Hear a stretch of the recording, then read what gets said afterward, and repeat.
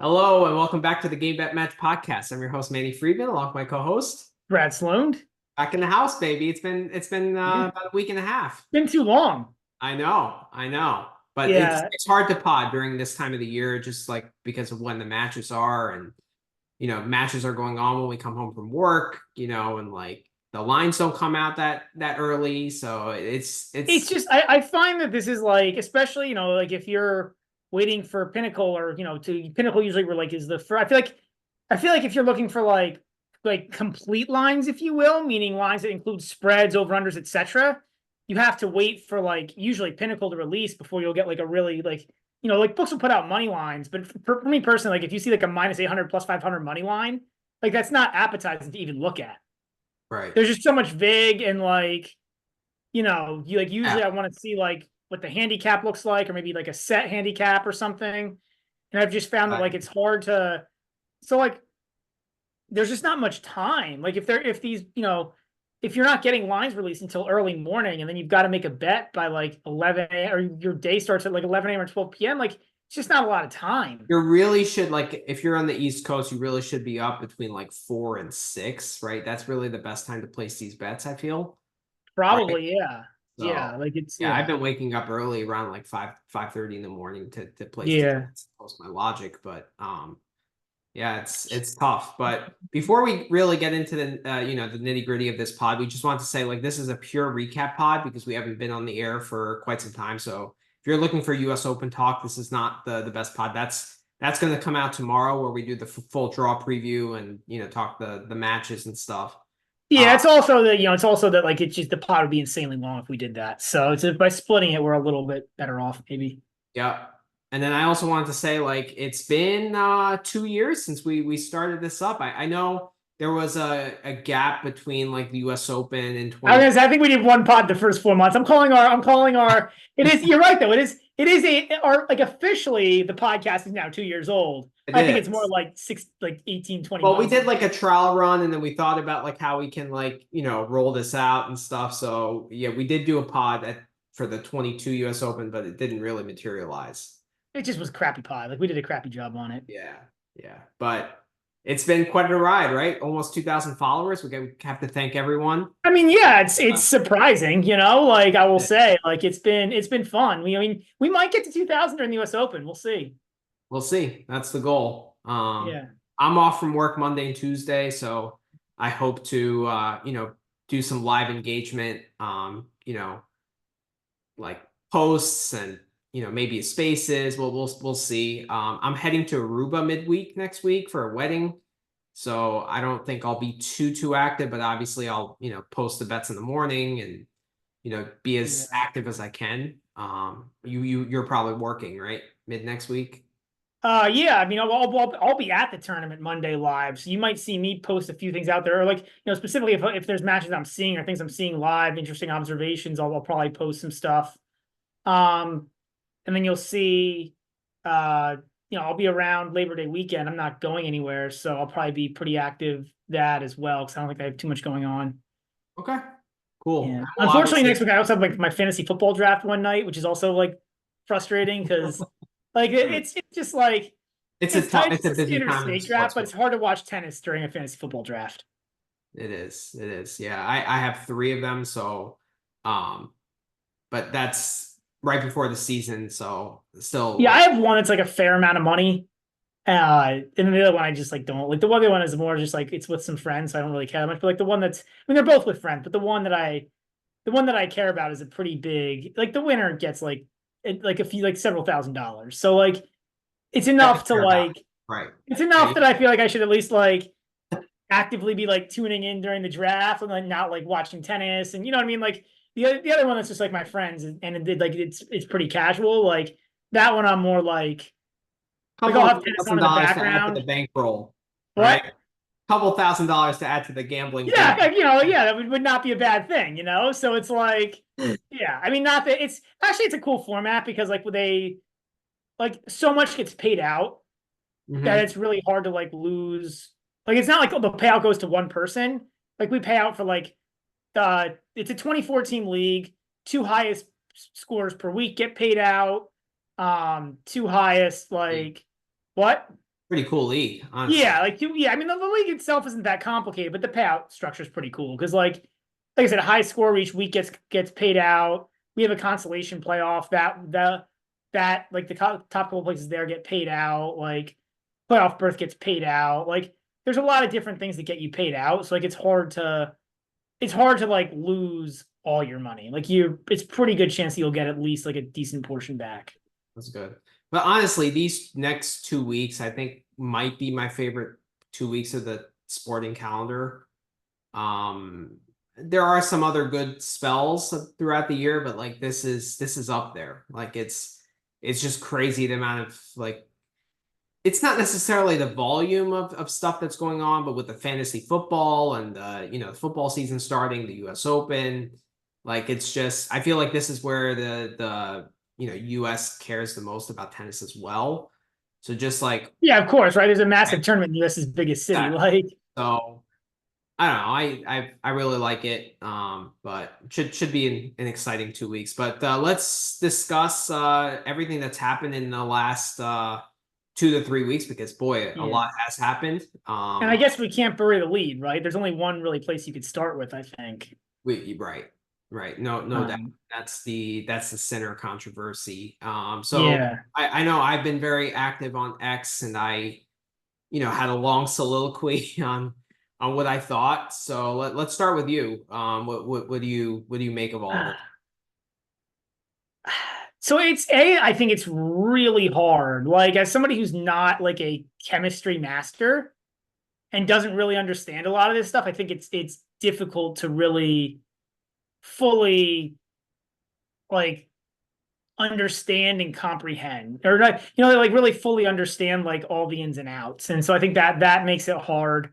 Does a pharmacist, Matt, does that count in I this? don't think so. Well, I mean, I don't think so. Like, okay. I think it would be like somebody like how long does it take to metabolize, a dose of colstable or whatever it was. I can't remember what it was, Well, I was joking around. the drug was, or It's not the the substance Carreno was. brothers. It's the Costabile brothers now. Yeah, Or the Carrota boys. But I mean, as someone that studied pharmacy and has some experience in chemistry and stuff, like I personally find it hard to believe that something that's not systemically absorbed, because like that rub that he sprayed on his finger was rubbed into the skin, right? So like any cream that you put on yourself, it's not systemically absorbed into your bloodstream. It's meant to go into the dermis, right? So to me, a drug test, I mean, it did find 1 billionth of a gram. So I think like that's a pro center argument, I guess. But like, and I think that's relevant, right? I do think that's relevant. yeah, Not in the sense like in the sense that it supports Sinner's case. I think it's relevant, right? Like that it was a small amount found on one test or two. I guess really tests. one test. It was two tests, but in the same week, right? I think they were both within a week. I don't know. I have so many suspicions because like I don't even know how this test found that because like when something is not systemically absorbed, like I don't really understand how that could detect a positive test unless it was super sensitive. Like how sensitive are those drug tests? Like I don't I just find it hard to believe that like and then also it was on his pinky, right? So like I don't know when you do a massage, you're mainly massaging on these like middle fingers, right? But you're not doing using this, pinky. right? Like your hands are like that, so like your pinky's going to be close enough. I believe that part. Like I would say that that's believable. That that during a massage, he's massaging with both hands. That like the pinky is close enough. It's not like you're like doing this and like holding the pinkies back. Like. But was this drug systemically absorbed? Like they should find where in his bloodstream was that drug. Well, that's going to be really hard to do, right? I don't think the drug testing will be able to do that. Yeah, I guess, but that's something because if it was only in the dermis or in the like in the skin, then I would be like, okay, you know, But since in order for a blood test, I mean, I'm assuming it's a blood test. Was it a blood test? Did they confirm that? I thought it was a blood test. I don't know. yeah, I would think most drug tests are But blood. regardless of whether it's a blood, like in order for it to get into the for it to show up on any of those tests, right? Like it's not a skin test. It would have to get into the bloodstream. And to me, I find it very unlikely the fact that that cream or whatever was sprayed was done on his skin. Like for it I to mean, I think the penetrate through, explanation would like, be that if there was an open wound, right? Like if Sinner had like a cut or something that got grazed, that would be the explanation. but wasn't the trainer massaging like his back? I mean, you can have cuts on your back, Okay, all right. right? Like I don't know, and I don't. Yeah, I don't know. I mean, like I'm not saying that I do. Like I said, I think the biggest thing is like it was two tests. Like the biggest thing in Center's favor here, right, is that it was two tests in 1 week with a very small amount, right? So like if he was systemically doing it, like he was just doing it like a tiny bit to like stay just below the radar, or like he was cycling, or they didn't test after. Like I think they test really. I think during competition they test really regularly. I don't know the exact details. I like out of competition. I think they only do a few a Yeah. year, but in competition, I think they're tested almost every single competition. If not, and I know sometimes they're multiple times in a competition. I think I read somewhere that like Daria Kasatkina was she had posted that she's been tested multiple times in the same competition before. I think Mhm. actually both of Sinner's failed tests were during Indian Wells, right? I think so, and that's what they did. They docked the 400 points and his prize money from Indian Wells, Which I which think is a I thought ridiculous punishment. Like was ridiculous. that is so I think this is where we can start going with it because I Yeah, think like we can transition to that. the Yeah, reality is like whether or not Sinner's story is true or not is understandably debatable, and the reality is we'll never know, right? It's similar to like the Zverev TV allegations, right? Like we'll never know one way or the other. Everybody will have their theories and is what it is. But I think we can transition into some other things here. So this punishment by ATP is ridiculous. That I 100% agree. That's the one big thing I'll agree with you on is like what is the absolutely. point of this? Like make a statement. Either say he's guilty or he's not. Right. And I This think like garbage. this garbage, like 400 points slash like Indian Wells prize money, which is pocket change for Sinner. Like, I think that's the worst thing you can do because you're basically inferring that he's guilty and he should be punished, but you're also like not implying the severity of it, right? And you're just kind of like pushing it under the rug. So you're doing the worst of both worlds, in my opinion. And like, I Yeah, think I mean, if the yeah. ATP didn't want like, you know, to suspend him or whatever, just let it go silent or just don't punish him at all, right? Just be like, he was innocent, right? He had nothing to do with it. We're letting this go, Yeah. right? Yeah. Or you suspend him for 2+ years, just like anyone else would be on this tour. I Right. think I think definitely a harsher punishment than what he got. Should it be too? I think we can debate the like what the seriousness should be, but Okay. I think like but this punishment is a joke. This is not a punishment. But it's worse than giving no punishment. A That's what hundred I'm percent. trying to A say. hundred percent agreed. 100% agreed. Yeah. Like I would rather them just be like, okay, we're shoving. He's totally innocent. We're you know like canceling this. No punishment at all. Like I wouldn't necessarily be okay with that, but I'd be more okay than what he got. At least that's a stance. Yeah. Like at least that's saying it's truly a result of contamination. We 100% know that to be true, and like Exactly. like this is why we're doing what we're doing. Like, like that would be like a true stance. Right. This stance, like, it's a very weak, it's such a weak So stance. it is. I mean, it truly does. Like the optics of this, the optics of this to somebody who like the optics of this are we don't want to lose ratings at the US Open, so we need Sinner to play. So we'll let him keep playing. Right. Or we don't want to lose that Alcaraz rival, right? Yeah. Right. Like that's what it seems like. And I understand these other players coming out and be like listen, like the punishments have to be equal. Like Shapovalov was outspoken about it. A few other guys Well, were. it's it's so I get that it's case by case, but it's so inconsistent that it lends itself to these theories. Mm-hmm. For sure. What do you think of this claim that I mentioned on X about the Olympics? Like, do you really I mean, I think? think that's garbage, right? Like, I am assuming the ATP didn't just decide to stop testing him for 3 months. Like he played on clay several tournaments. He played Miami. Like, I'm assuming that they didn't just like decide not to test him at any competition for 3 months, especially after he tested positive twice in a week. But if the IOC knew that he tested positive for a substance a couple months ago, they may have drawn eyebrows. How would the IOC know that? I think it was public knowledge. I think they just didn't know the full like results. Well, public knowledge to who? I mean, was it public knowledge to Because like like tennis? this came out a couple days ago, right? Like no one knew until now. Like no one even talked about it. That's my point. So like, I don't, and like, I But don't. don't you think the ATP knew? Oh yeah, I'm sure the ATP knew. Yeah, yeah, I'm sure. Like, I'm sure the ATP knew. I'm Oh, sure but like that. Sinner didn't necessarily know when this story would come out. So like if he was playing the Olympics and the story ended up coming out at that point, I think that would have been even more damaging. So that's probably why he decided to say, like, you know what, I'm not gonna risk the Olympics. I'm just gonna because the I don't know that IOC, they that's don't fool around with true. this shit.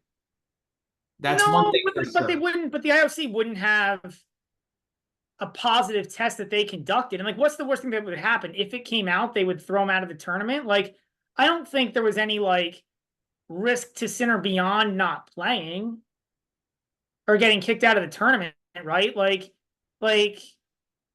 yeah. So I don't think, and like Sinner's sick all the time. So like I believe like that's one part of the story that I do believe is that he was Okay. legitimately sick and just Okay. couldn't. All right. I don't necessarily think that like he was not sick during that time. I just think that there's like a cause to raise some eyebrows. Like I think that that's a topic for viable conversation. Is what I'm saying. But I guess, but it would have to be the second. It would have to be because he was afraid the IOC would or that that somebody would break that news. During the Olympics. Yeah, which I don't know. And I guess then he would be kicked out of the Olympics. But I don't think it would. Again, I don't like. I don't see why that would matter versus not playing. What? Like, is it that much worse if it comes out like the week of I the think it's Olympics worse versus for the week before? him from a PR perspective. Oh, I don't think so. Like, I think the PR is pretty equal. Like, All right. um, That's fair. Um, what else about this so story? I guess and so this is so. Have you ever seen A Few Good Men? I have not. Man, you have seen zero movies. Like, we need to have a third person on the podcast just who has seen like some sort of movies. Like, there's like I'm busy watching tennis. there's like 50 or 100 movies that like I feel like everybody and their wife should watch because they're just like well-known movies. I've So seen like Shawshank Redemption and like Forrest there you Gump. go. So okay, Shawshank Redemption will But be on the list. The Green Mile will be on the list. There's a list. Anyways, okay. so Tom Cruise is in the movie, and I think it's the guy who plays George Costanza in Seinfeld. Okay. Uh, so the premise of A Few Good Men. This will be fun for people who are listening who have watched it, unlike Manny. But the premise of A Few Good Men is that a couple of army officers are ordered to perform like a basically a hazing ritual on a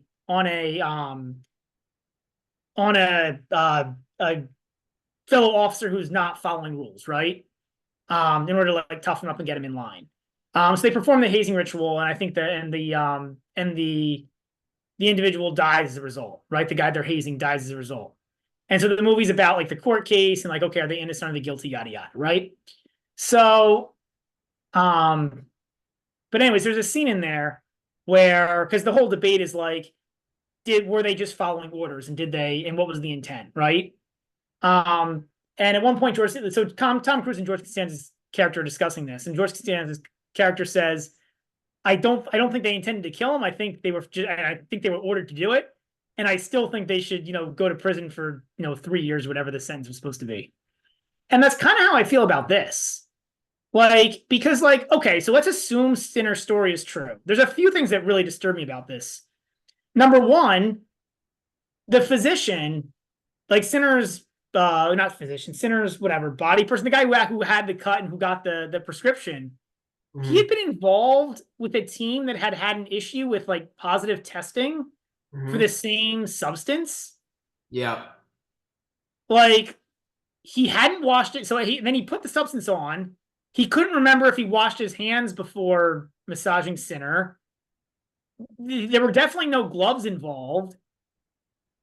He's massaging Sinner now ostensibly with a cut when he's cut. Like, That's there's not even a drug problem. That's more like just a sanitary like concern. There's just like but it's like, and then the other funny thing about this is like I was seeing a Cahill interview today, and he said that within 5 minutes of being informed of the test, they knew what the issue was.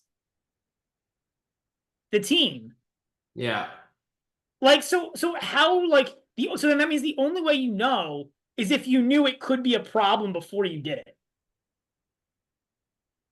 Right? Like, assuming the story is true, right? Assuming what Sinner's saying is true, the Sinner's, the Sinner's team, the I don't know what you call the position, the physio, like that means that like the physio and the team knew that this could be an issue. But that's the thing. It's the job. The athlete is the one that hires his team in tennis, and it's the job of the professional athlete to be informed of all these things. So he should have drawn some red flags before that massage was given to him. I mean, no gloves and not washing your hands before the massage are two like they're just basic sanitary things, but but those are like more likely to lead to like any kind of contamination, right? Because like that means that anything that's on the physio's hands is like likely to potentially create like it's and then the fact that they knew within 5 minutes, so if they knew within 5 minutes of it coming out, why did you do it in the first place? Exactly. Like, yeah. Right. So it's like even if Sinner's story is true, the whole story is like thumbing their nose at the drug rules. Right. Which is why I think there needs to be a real punishment put in play, because like it's serious negligence. It's negligence. It's gross negligence, and at minimum, there was action Sinner could have taken. Right. Like he could have been he could require his team to like wear gloves and like wash hands before massages. I don't think that this like I didn't know that this could cause a contamination is a viable reason for his innocence. Like I don't buy that. It's like saying like as a pharmacist if I give the wrong drug, it's like, oh, I didn't know he got the wrong drug, right? It's part of your job to know what the drugs are that are on the banned list and make sure that that doesn't enter your system. It's the same as any other person having a job and like performing those duties. Like, I don't know. I'm in between on that because like, if it's truly a case where there would be no reason to suspect, so like, and it's almost impossible to ever prove this, which is why every athlete that ever gets popped goes to this. But like, if it truly is like contaminated meat, and you can prove that it's like contaminated meat because of like some sort of recall, right? Then like, I don't think a reasonable person could expect that well, then what is the athlete supposed to do? Like drug, like can you even drug test meat? Like, you know what I mean? So I think I don't think it's as black and white, but like this is a case where there's several instances of gross negligence here. Mm-hmm. Like I'm not sure what this is like I guess your analogy would be like my analogy would be to you like is if you ordered drug from somebody, right? And like the distributor got like the wrong pills in the wrong bottle, and like the capsule, and it was a capsule that looked similar, and you gave the wrong drug, like how would you know? right? And like that would be maybe defensible. But this is like, I'm not sure what the like pharmacy corollary is here, but there's a lot of gross negligence going on. It's like you have a distributor that has this problem. You hire them anyways as your own customer, and then you're like surprised when there's like Kind of a like wrong knowing hit. that like I gave a recalled drug to someone, right? And then like or didn't know, but then 5 minutes later I realized that it was a recalled product. Well, this isn't even 5 minutes. Like this is like the team with the 5 minutes thing is like, so if Cahill says they knew 5 minutes afterwards, like that's not possible, right? Like how are they going to get like figure that out within Yeah. 5 minutes? Like it means they knew beforehand that there was a risk. Right. Exactly. Yeah. And like that's gross negligence. Like there's no way to put it. And like that's why like I'm not saying his story is true or false, but regardless, he should get a significant suspension. Mm-hmm. I don't know, like I don't know if I would give him the full 2+ Yeah, years. 2 years, maybe not, right? Yeah. But I was thinking 6 months. And I guess that's where I land on is I think it should be a significant suspension. Because this is like there's too much gross negligence. Mm-hmm. And the punishment given is a joke. Joke. That's the worst thing about the whole thing, honestly. So yeah, and it would be a message to other like, like again, like I think it's possible to have a case where it's truly not the player's fault. But the idea that this is not Sinner's fault in any way, I don't buy. No. Like this is like at least some of this falls on Yannick. 100%. I mean, in tennis, you hire your team, right? That's a big part of the sport, right? You pay the guys that are around you. Yeah. You know? And it's also curious. It's also hilarious that he fired the physio and the other medical guy on his team today. I know. Again, it means you knew, like he knew. Right. But otherwise, after the test, after like, because I'm sure he was informed because he had to appeal it. He had to give a story. So otherwise, so it was all well and good with the guy.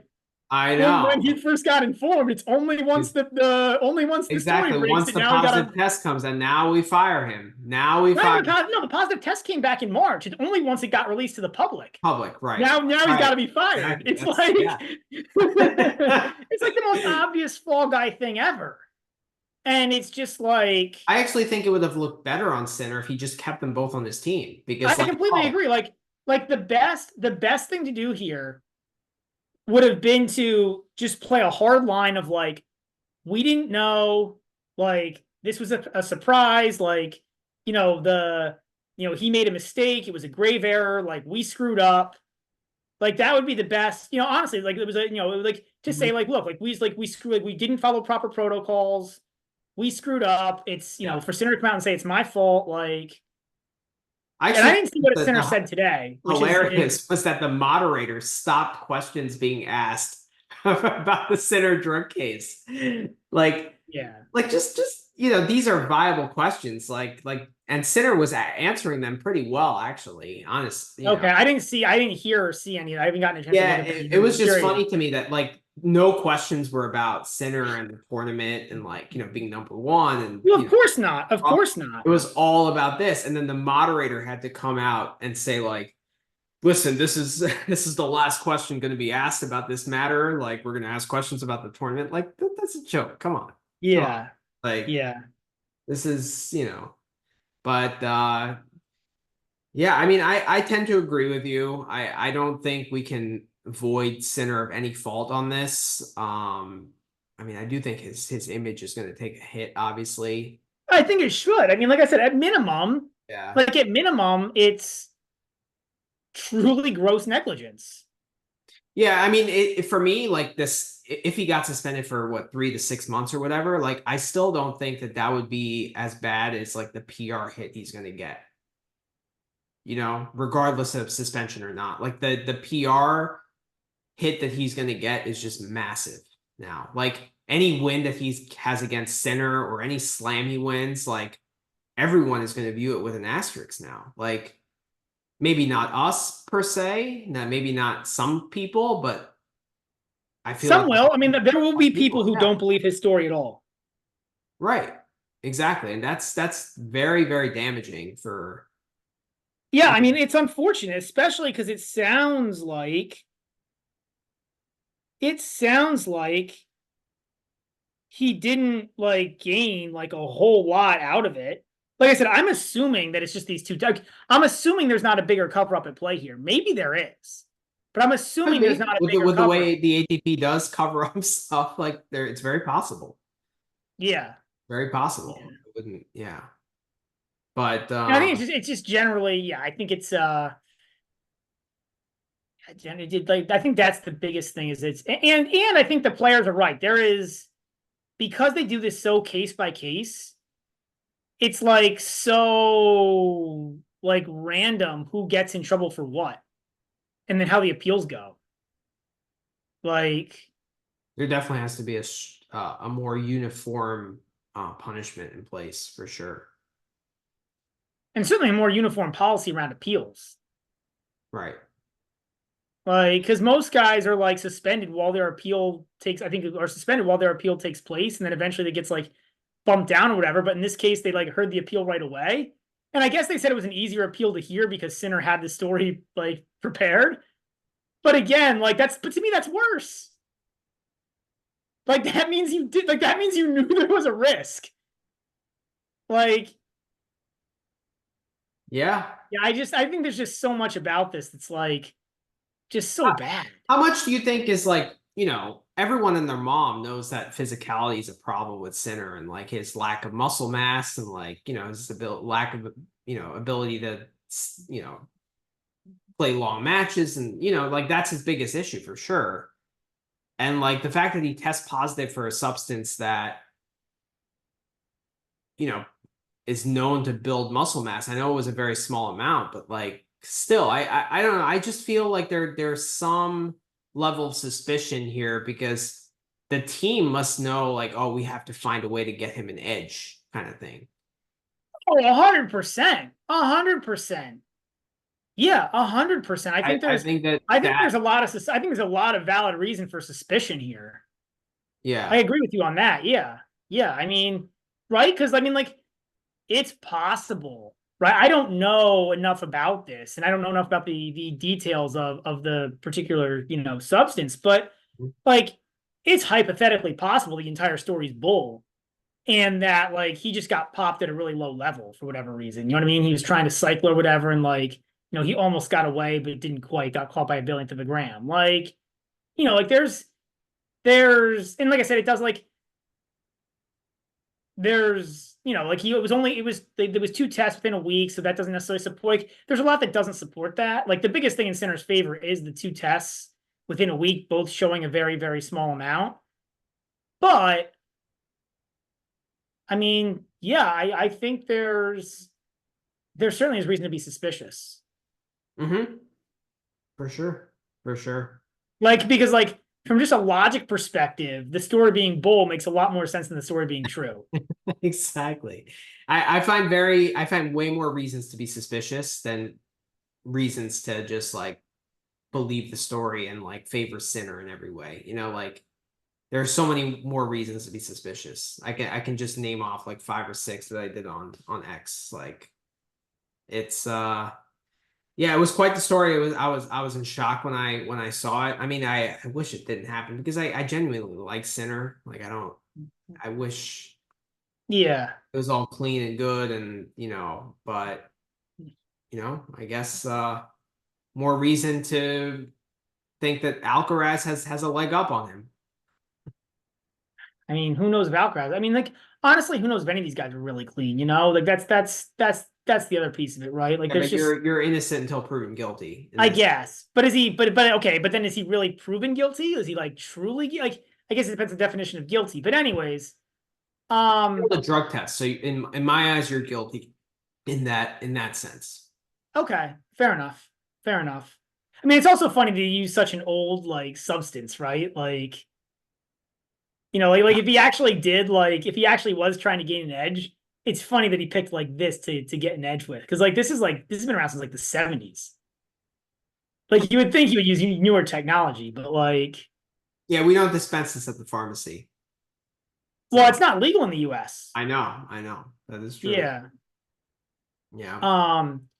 I guess something that you had posted, and I think I've gone back and forth on this one. So your thoughts on Cahill and his involvement in this? Um, I see that post was not necessarily like I think that's just another example of reason for suspicion, right? It's kind of the same reason why I have some suspicion of Patrick Mouratoglou, you know.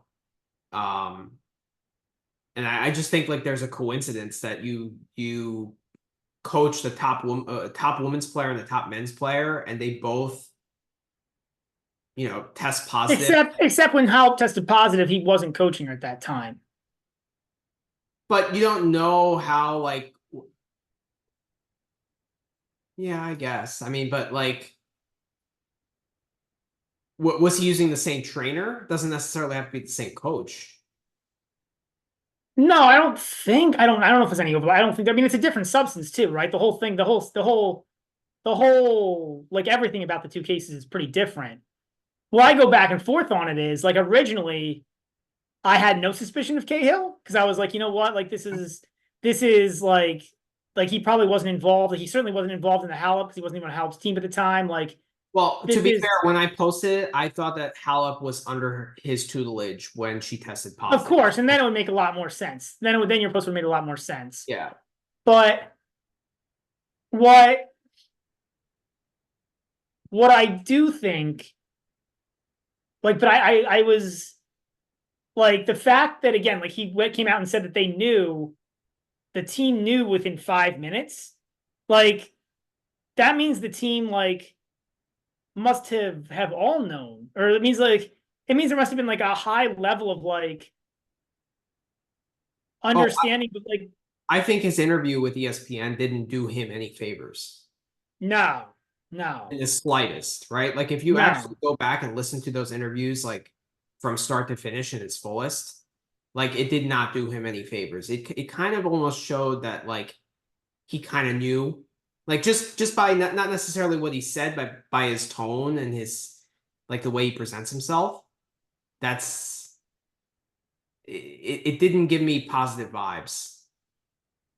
Yeah, I didn't listen to the whole thing, but I certainly did listen and watch parts of it. Um, yeah, I agree with you. I agree with you. I don't think the answer about Halep was like What else is he gonna say? Oh, I'm gonna support her. Like she would never do that. She's a good person. Like what is he gonna say? Like, oh, she's a bad person and I she's guess there's nothing else he can say, but yeah. I just felt like it was overly, I don't know, I guess like overly defensive. Uh-huh. Like, I don't know, it feels like there's a way he could have talked about it in a more defending her, but in a more like level-handed way, if that makes sense. Like, I don't know. I'm not sure exactly what the words would be, but something that at least admits that, like, yeah, there was a positive test.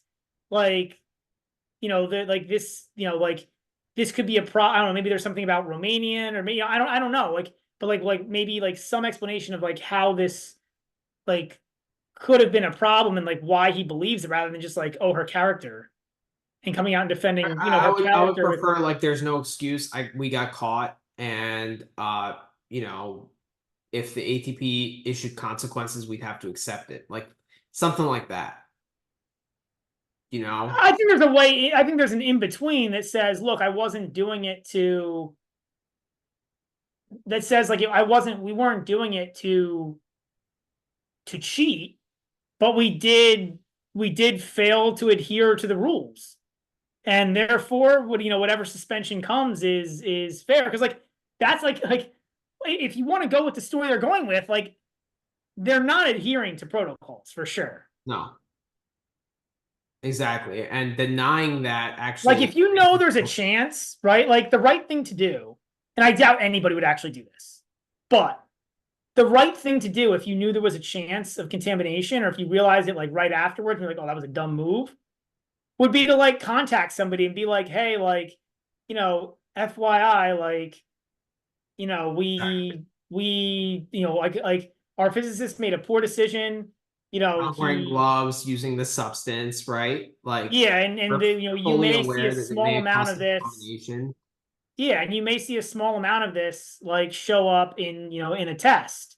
If you can allow like, at least 48-hour leeway before a potential drug test, that would be appreciated. Something, you know what I mean? Like Something have like some that, sort of right? conversation about it that like and that indicates, and I don't know. Shit. I cramped. Oh, Oh, maybe shit. maybe you should do some Costa Ball. Yeah, I Costa do. Ball. Yeah, I need some more muscle mass so I don't cramp like this. Holy Yeah, shit. do you need a rub? I didn't get a cut on my fingers. Yeah, I do, dude. Honestly, if I had to do anything right now, I would need I would need Sinner's massage therapist. It's absolutely incredible. At the time, that was amazing. I think I'm better now, but holy shit, that was bad. That is gonna be a classic moment. We got to put a timestamp on that. That's a classic moment. I love it. I love it. Oh my god, that's the first time I've crammed during a podcast. That's amazing. Oh man. Too bad we didn't have Sinner's massage therapist. On site. Somebody's supposed to be there to. So yeah. Yeah. Yeah, that's great. That's great. Well, let's move on. I guess let's move on that. Yeah, note. I don't have too much else to say. I think we can go to the next controversy. Yeah. Which I think is pretty easily solvable. This is the FAA Draper controversy. This one's so solvable, man. It's such a joke in 2024. They're like, yeah. And the US Open will have it, but it's very easy for all these tournaments to have replay. Like, this is not hard. Like, Tennis TV films all the matches. And Tennis TV had a camera angle within like 3 minutes that clearly showed.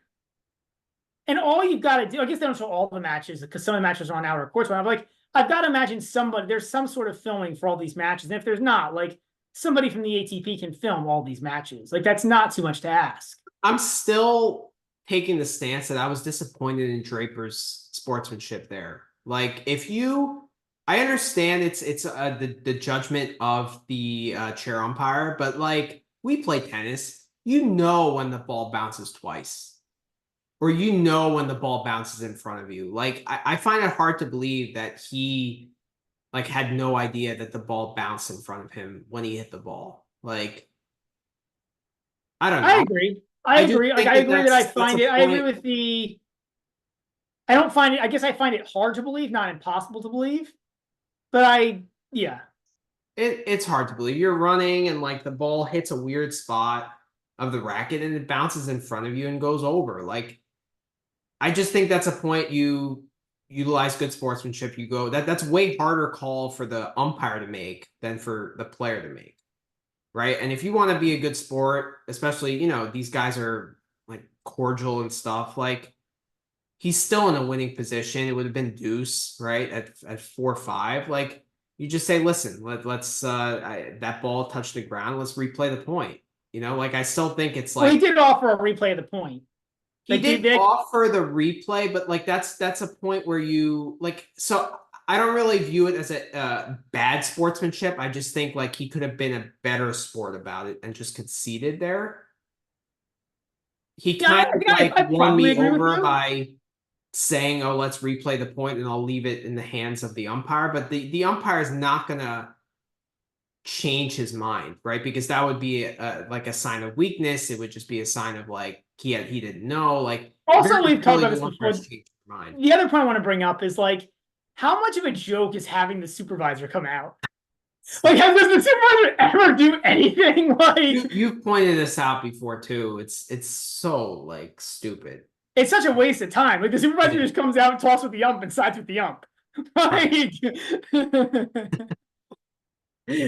I've never seen the supervisor be like, you know what, like, the ump is wrong. We're gonna like, I don't know, man. Like, that match was on center court. The supervisor can't like pull up Tennis TV on his phone and like show the ump and be like, hey, dude, like, you're wrong. Like, seriously, it's stupid. There are TVs everywhere. Like, just show the replay. Like, yeah, just show it on the big screen. Show it, even if you don't have like video replay, right? Like, or like meant to be video replay. Just show the replay on the thing. Yeah. It was just so dumb. Like I don't know. FAA's comment was hilarious. Like, this is gonna be when he was telling the is gonna be so embarrassing for you. Like, I mean, I actually like that I thought he handled that with total class. Like I thought he handled it as well as anyone could. 100%. I would have been totally irate. Like playing for, way more than what we're betting for. Oh, I would have been very unhappy. 100%. Like, I just think, I don't know. I think that's something where if Draper wants respect in the locker room, you concede the point there. Like, I don't think he's going to be looked at as like, oh, he's a bad sport or anything. But I think, like, if you want to enhance your reputation in that spot, like, I think that's the gentleman thing to do there. Yeah, I agree with you. Assuming that he knew, which we texted about this pretty ad nauseum. Yeah. I 90% agree with you in the sense, like, if I was on a jury, I probably wouldn't convict him, but if it was a civil court, I certainly would. Like that's where I am on it. Okay. Like, so I like when you actually said it's hard to believe, like, I agree. It's hard to believe. Not impossible to believe, but very hard to believe. Right. So there is some reasonable doubt. I agree, but like, I don't know. I just think he should have just conceded the point there. Like, and if you look at the replay of the point, like, not in a highlighted or slow motion form, but just like how the point was played, something didn't look right there. What it looked like at its first glance to me was a double hit. Like one swing, two hits, right? Okay. It looked more to me like that, with the ball bounced off the racket and then bounced off the racket again. But yeah, and FAA was, and the other thing is, like, FAA was so immediately adamant. Like, and he was so not known for arguing unless he's 100% sure. He's very, like, reserved. I mean, very few of these players are regularly arguing things like that. Right. Like, you'll see players argue line calls, but like, it's pretty rare to see players argue like up, not up. If this was Zverev or something, I don't know if I would have given him the benefit of the doubt, but like FAA, I think he would only say something if he was 100% sure. It's also like, how would you how would you make that up, right? Like, you have to see that in order to think of it right away, right? Like, that's not something where you could, like, all on the spot be like, you know what, ooh, I thought of a complaint here, like. Yeah. So I don't know. I don't think Draper necessarily caught as much slack as I wish he did after that.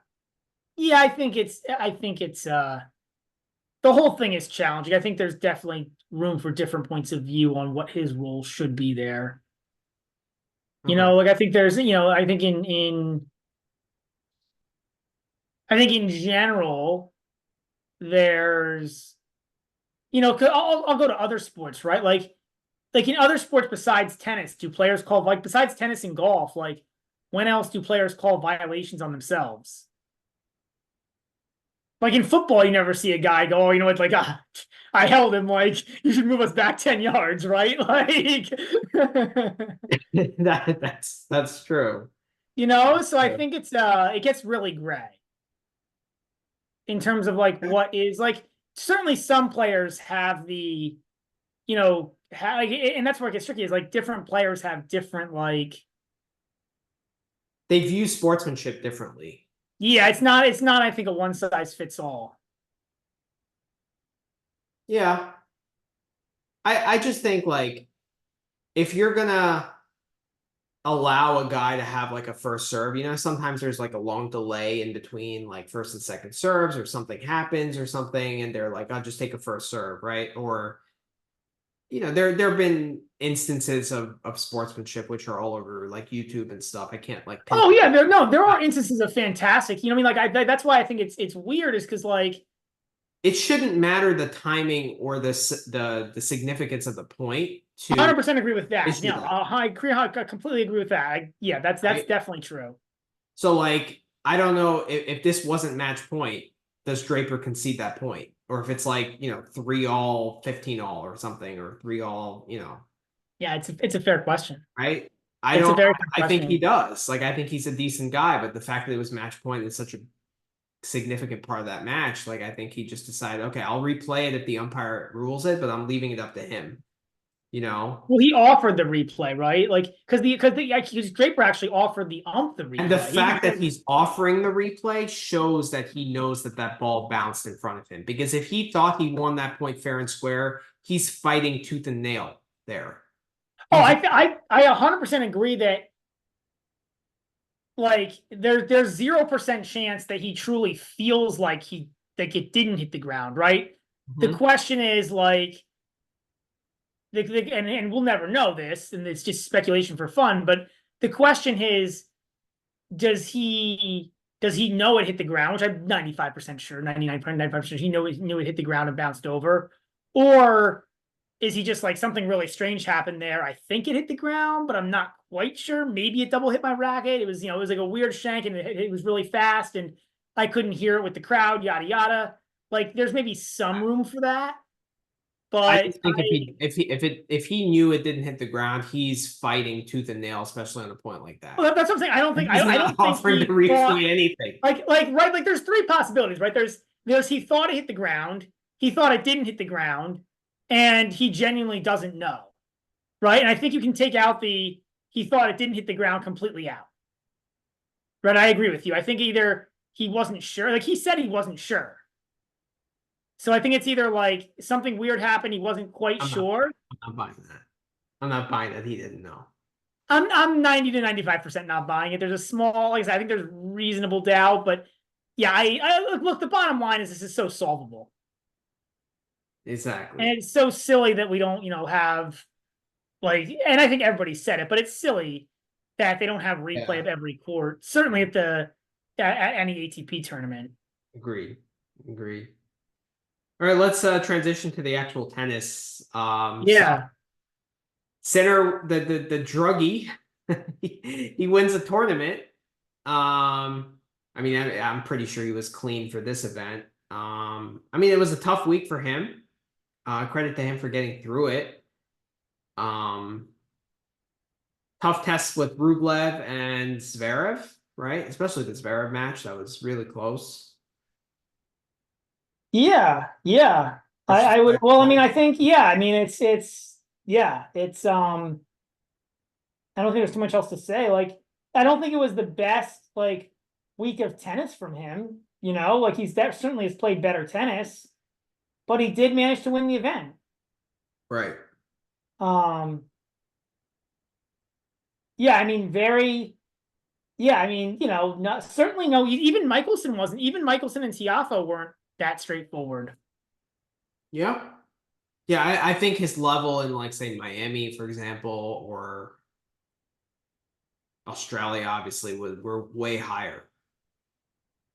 Yeah, Yeah. yeah. Oh, yeah. I mean, I also think it for was sure. tough to play your best tennis just because of how quick the conditions were. Like these were some of the quickest conditions we saw all Well, and year. the balls, right? The balls.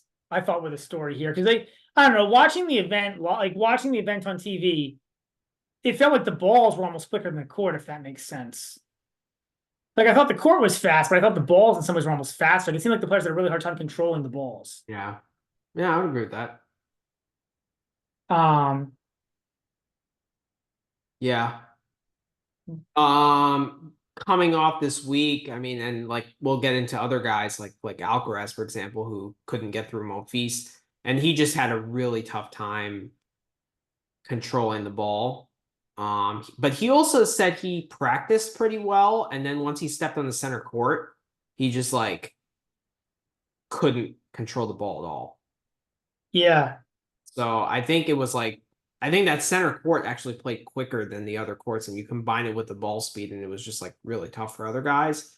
Um, I mean, there weren't a whole lot of really like quality matches, like the Sinner Rublev match, the little bit of that I saw was pretty duddy. Like, it was also really windy. that's true. That was just a messy match in general. I think Sinner kind of lucked out there, to be honest, to get Rublev on a difficult conditions day when the level of quality coming off of Rublev's racket wouldn't be as high. Mm-hmm. Um, yeah. Um,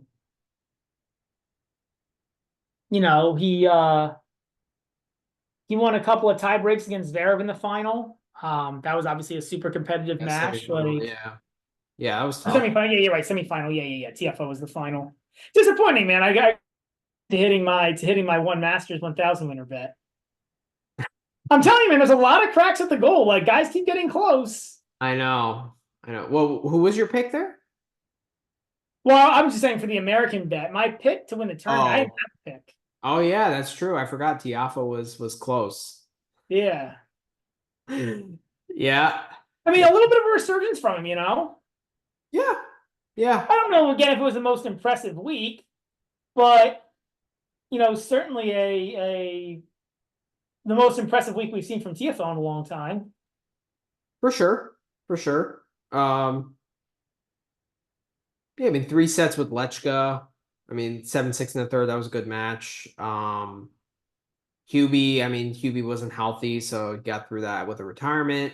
Yeah, I mean, Lehecka, that match could have gone either way, to be fair. I mean the Rune That was match could have gone very, either way too. Like Rune really choked that semifinal. I mean that was a brutal yeah. for me. That was brutal. I had Rune in a parlay, and then I also had him minus the 1.5 games. Like it's just like, ugh. Or I think I had him parlayed with the over 21.5. But Yeah, Rune, I think that's what yeah, I think I remember you having that. yeah. Yeah. So I had Rune in multiple capacities, and like that was that was so bad. Was Rune up a break? Did he serve for the match? He did, yeah. And he got broken Okay. to love, and then I think he had a lead in tiebreak, maybe. I don't know. Could be wrong. Been a while. But Yeah, right. Like I keep having to look all this stuff up too because I don't remember Cincinnati at this point. Yeah, but Rune had 5-2. Wow. brutal. He had 5-2 and he had break points at five four. He Oh, it had was two the match net points. court. Remember, he had 2 match points, and that ball hit That's the. right. I remember that now. Yes, he got the friendly let court. Yeah, because I bet Tiafoe and I got that was my I lucky know. I know. break on variance. But yeah, that's absolutely right. He definitely had the let court. Yeah. Yeah, but honestly, with how bad the betting was for you, I think beginning of Cincinnati or like right. I lost 50 units in like a week and a half. It's gotten a little better since then, but like I've been up since then, but like lost 50 units a week and a half. It was horrid stretch. That's terrible. I mean, I had like a stretch where I won like 1 out of 20 bets. Like it was one of those like. So one thing you One do day watch you posted like 14 bets and you lost 13 of them. yeah, That was yeah, brutal. That was just... yeah, I yeah. remember you texted me. You're like, "Can I win a? Can I win a?" It's like one of your Yeah, highest volume days ever, and you couldn't win a bet. Oh man, yeah, it's yeah. terrible. And I'm usually not high volume, but I loved all the stuff on the card, and then it was like, no, clearly just wrong. Yeah, And a lot of it wasn't bad bets. The funny thing about it is like half of it were like great reads that just didn't quite come in, guys choking or whatever, which happens a lot. But yeah, yeah, it's brutal. I think um I guess let's your talk a thoughts little bit on about Hubie. Let's go to some other guys. Your thoughts on yeah, Hubie. Hubie. Um, I just think like when you're going 3 sets and you're playing like these long grinded out matches all the time, and like you can't win easily, like it's got to take a toll physically and mentally, like at some point. Yeah, yeah. That's really what I take away is just like he's good and like he's decent serve and he keeps the ball in play. We Like have more than a decent serve. I mean, a great serve, yeah, like great serve. And then like from the baseline, it's tough to get the ball past because like he's actually a pretty good mover and like pushes the ball back. Like he doesn't like self-destruct, so you actually have to win the point. So he's an uncomfortable guy to play, but he can't win easily. So when it happens time and time again, especially when you're coming off an injury, it's just he's gonna break down at some point. And that's my takeaway here. And like I don't think it's really a cause of concern for the future per se, but I just think like it's just gonna be that way with him until something changes. you know? From a betting perspective, like it's fantastic because I know exactly what I'm gonna get with him.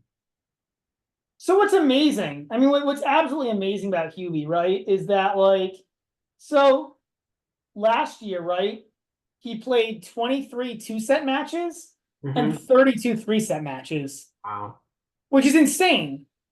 Like, to have more 3-setters than 2-setters is insane, right? Because even if the two guys are like dead even, it's like 50-50, right? Because that means that whoever wins, like, it means that like whatever happens in the first set for Hubie, like there has to either be like a letdown or like he picks it Yeah. up like in either direction. It's crazy. That's last year. Even this year, he's had 23 setters and 23 2-setters. But the 2-setters include like matches against challenger level guys. Mm-hmm. Yeah. So if you take that out, he's like completely 50-50. You know, for a guy who's top 10 in the world, that's pretty insane. It's crazy. That against like ATP level players, he'd be 50% of the time, a full true 50% of the time going 3 sets. Well, remember, I think when it was like an Estoril or something. I haven't stayed disciplined with the strategy, unfortunately, actually. But remember I said every Hubie match I would just blindly hit the over? Yeah. And I should have stuck with it, but I mean, if he's going 3 sets, it truly like the book, like a bookmaker can't set a line high enough for the over to make sense. Right. If half the matches are going 3 sets. Like that's the crazy thing, right? Like, but just from a player perspective, like looking forward with Hubie, I just think it has to take a toll.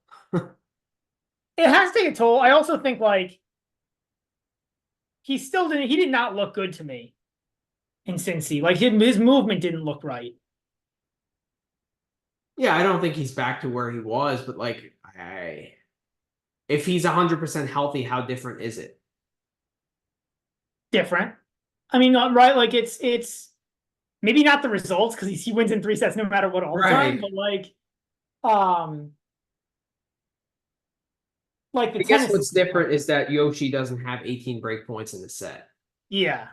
Right, like that just doesn't happen. So at that match. Oh, that's another. Did we talk about the Yoshi controversy yet? That's another one. That was just embarrassing. Like why don't you talk about that one? Because you had a bet on Yoshi. Yeah, I mean that's the worst. Like, it's the worst temper tantrum I've ever seen. In that, like, really bad. Yeah. There have been guys who have gone on legendary tantrums, but they're like a minute or two. This was like the last 4 games, he didn't try at all for 4 games. Right. Like, if you're gonna do that, retire. Right. Like, honestly, if you're not gonna play, then why are you playing out the match? Like, you're not showing sportsmanship by not trying. Like, I don't know if you watched the last service game. He didn't go after the returns. Like, he didn't even try. He just stood there.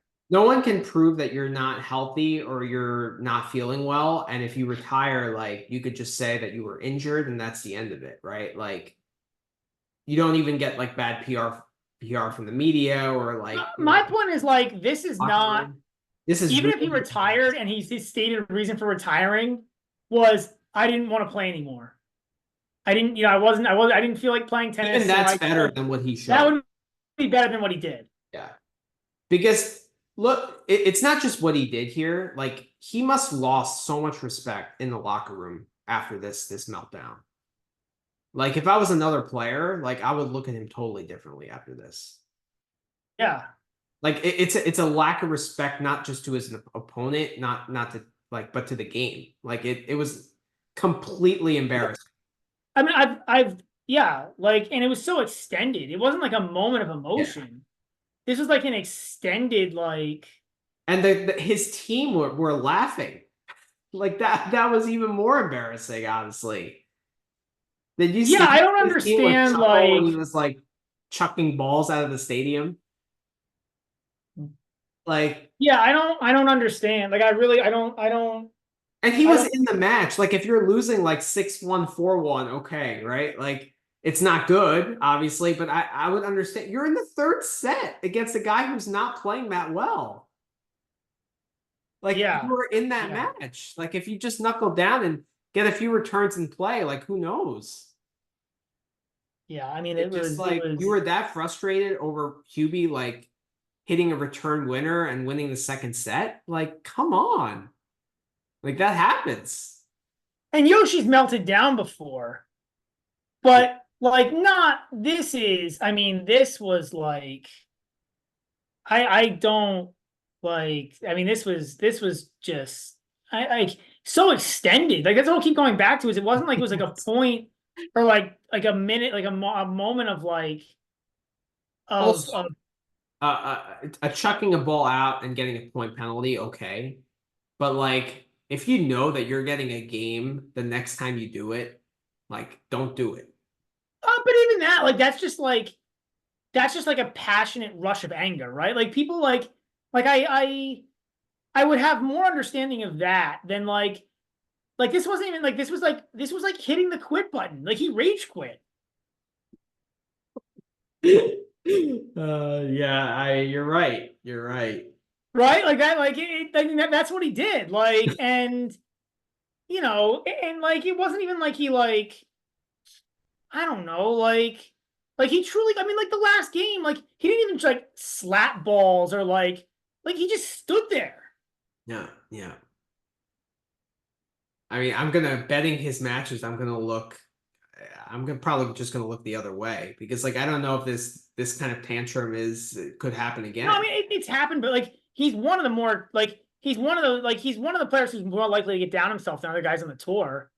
It's not the first time it's happened that he's lost a set and completely gone away. But it's also like usually it's just been like the confidence goes away. This was like I mean he rage quit. Like that's the only like this wasn't like I lost confidence. This wasn't like I got down and like started slapping balls out or like like lost my It cool a little almost bit. felt like he was trying to put on a show. Yeah. Like there was something like he was angry about the tournament and he was trying to say like, you know what, like screw this, like I'm gonna make the I'm gonna like embarrass the Yeah, tournament that's now what it just felt like like. angry But then about it. why try for the first two sets? Yeah. It Yeah. just it just it was actually made me But angry. it's hard. He makes him a hard guy to bet from a betting perspective. Because like sometimes he actually does fight. Like his game is like a fighter type of game. Right, and he just won at 250 on Yeah, top of like no, like it. when he like won from a set, was he a set and a break down against Thompson or a set and break points down? Like that, yeah, exactly. And he fought really hard there after like a long ass rain delay. Yeah, so like Right? it truly is like He's it's just just like it moody. does he want to be there? Like Might be like bipolar or something. Like, who knows? I don't know. It was just it was weird. But again, it's not the first time. Like there have been, I mean, the Paracard match, right? We like, just got Why completely couldn't he like, do it in the Thompson match? I mean, we had it I 24 to know, 1. And I then like, he know, has to I do it in this know, match when you back him? Like, I come know, on, man. I know. So crappy. Yeah. Um, let's talk a little bit about Alcaraz. What do you make about his hopes for the U.S. Open? Is this a cause for concern? Is this loss to Maltese, the racket smash? Yellow light racket smash, I don't think is a big deal. Like it's out of character for him, but like he was playing so badly. Like like It reminds I me don't of think that that's Federer racket smash in '09, right? In Miami. yeah. That one that generated all this hype. They still show it to this day, which is just like ridiculous. Like he's human, means a lot to him. Like his level was unacceptable for what he deems out of himself. And like he got frustrated. Yeah, I'm not worried about that. I mean I would say yellow light because I think on the negative side, like he's shown that he struggles on medium to quick hard courts. Agreed. And like the only thing that goes against that is like is the US Open. And I don't think he played particularly well in that tournament. He just out toughed everyone. Yeah, the best of five really helps him. The positive side is that he's so damn tough that even if his level is low, he probably still makes the semis at least. It's Or crazy. quarters or semis at least. Do you know what I mean? Like I don't know if I see anybody outside the top 10 beating him. Like No. I think there's 5 or 6 guys on the tour who could beat him. Well, also the U.S. Open, like everyone thought it would be quick, but like apparently I've heard rumors that during the practice week it's been medium, right? Yeah, I So mean like, and that's a big help for him if it's medium. I feel like the U.S. Open, like they wanted to play quick, and then they saw Alcaraz and Coco Gauff struggle, so they just like coated the court with like another sheet of paint. You know? Yeah, that's a bit of a conspiracy theory. I just think like, like all these tournaments talk about, oh, we wanted to play this way, we wanted to play like, but there's things like weather that they just can't control. Right. Like it's been a cool week here. I mean, it's been a cool week for you too, right? Yeah, it is. Yep. It's pretty cool. Like I mean, it was almost cold this morning. Like Yeah. it's been like 60s and 70s. So they probably like surfaced the courts expecting conditions to be 15, 20 degrees hotter. Right. And now they're getting a cooler week and like it brings down the court space a little bit, right? Not a ton, but like it goes from media. Like they were never trying to make it like ATP finals or like Asian hardcourt fast or Stuttgart fast, right? Like, they were just trying to make it like probably That like medium. I do think Alcaraz is going to struggle winning matches easily. Like I think a profitable way to play his matches is like his opponent to win a set per se, over on games. Like I think that those are good angles to take for his matches. Like I'm not going to be betting him 3-0 honestly on Yeah, I these. think it makes a lot of sense. I think that makes a lot of sense. I And think, then yeah. like for the Asian swing, that's definitely an angle we're going to, because we're probably going to get a lot of 20 and a halves with him. Well, I think in non-slams, then you can actually start to fade him to lose. More likely than here, but I mean, he's never won a tournament beyond. Has he ever won a tournament after the US Open? I don't think so. Right. So, Yeah, I mean, it also depends how quick the courts play, right? Like if it's really quick, like Cincinnati, he's going to struggle. right. But I like, I mean, we talked about this before. Like, it's just stunning how much these guys in the ATP tour like wimp out when they get ahead against like Alcaraz and Djokovic. It's just like specifically those two. It's like they get up 2-1, they get terrified. Like, True. It's true. And like I think it show like it's a testament to how tough Alcaraz is, granted that he's creating this aura when he's 21 years old. Like I understand oh, Djokovic. I think his mental toughness is incredible. I agree with you. Yeah. It's Yeah. And we've ridiculous. talked about the 5-set record. Like, yeah. It's insane. But yeah, I think that that's the best way to play Alcaraz matches. Like I agree with you. I think the light is yellow. Um, but I mean, he definitely makes semis at the U.S. Open. I'd be shocked if he doesn't. Honestly. Yeah, I mean, like I said, I think there's 5 to 6 guys in the world who, even at this stage, can beat in this state of Alcaraz can beat him, even Yeah. on a quick court. It's the gap in terms of tennis skill is just so high between Hmm. Alcaraz and everybody else. Like, or not Alcaraz and everybody else, but between the top few guys and everyone else. Like, Yep. Yeah, I agree. I guess let's play some rapid fire. Are there any guys you want to talk? Any other guys you want to talk about in depth? yeah, I mean, I'm sure there are. Let me go through. Um, I guess we can start with Rublev, right? He seems to be somewhat Yeah. back. Yeah, we could talk about him. He's definitely rounding into form, some kind of form. Do you still feel good about him not being in the top 20 or top 12 by the end of Australian Open Not 2025? really. Not really. Did we make a dinner Yeah. bet on that? Please say no. I don't think we did. I don't remember. We'll say we didn't. It was we bet something. We'll just say we didn't though, because it was a bad bet. Like I kind of like, yeah. I was prisoner of the moment there. Yeah. I think I called that pretty well when I said like, well, it's going to turn around at some point. It's going to turn around pretty quickly. Like, Yeah. Yeah. He's been, you know, I much better than where it I'm was. not gonna say top five level that he showed No, at the beginning no, of the but year. top 10 to top 15. Yeah, I would agree with that. I'd agree with I mean, that. the wins he beat Sinner. The other wins are nothing special. But he Yeah, wasn't winning before that. Like he wasn't winning at he all. wasn't winning anything. That's the whole point, right? It's like he looks a hell of a lot better than he did 2 weeks ago, Right. 3 weeks ago, whatever. Um,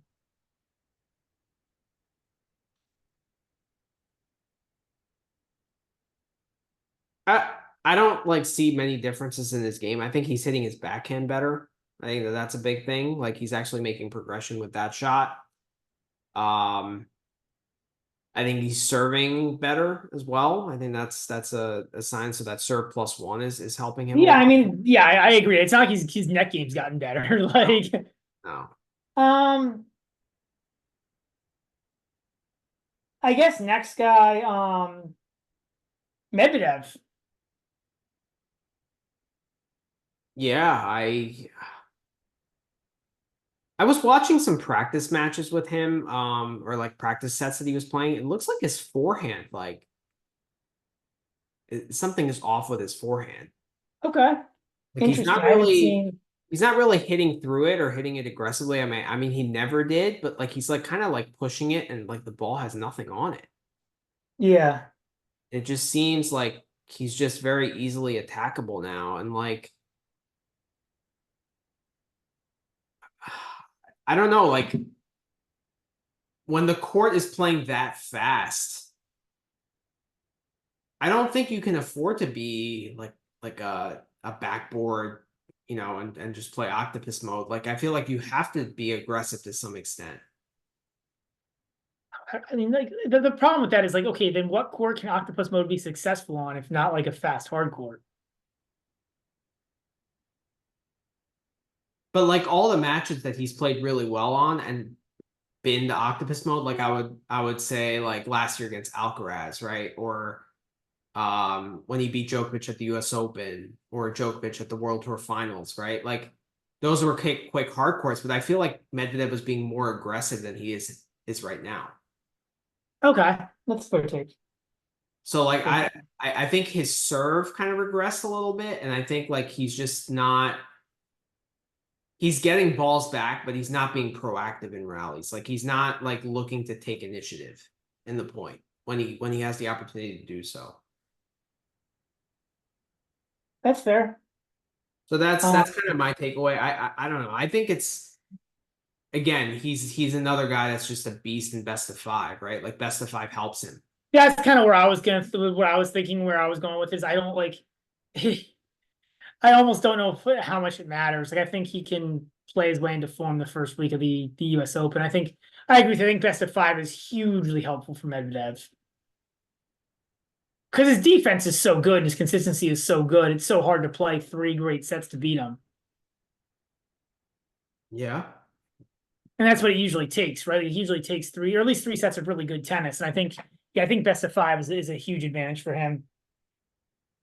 I mean, I know he's in a tough quarter with Sinner. We'll get into the draw tomorrow, but like Yeah. I have to see who else is in the draw because like Lechka was able to figure out a way. Like if he plays someone like aggressive who can take the racket out of his hand and still They would make have a chance. I agree. They would have a chance. so yeah, I mean I think this is the worst Medvedev has looked going into a US Open.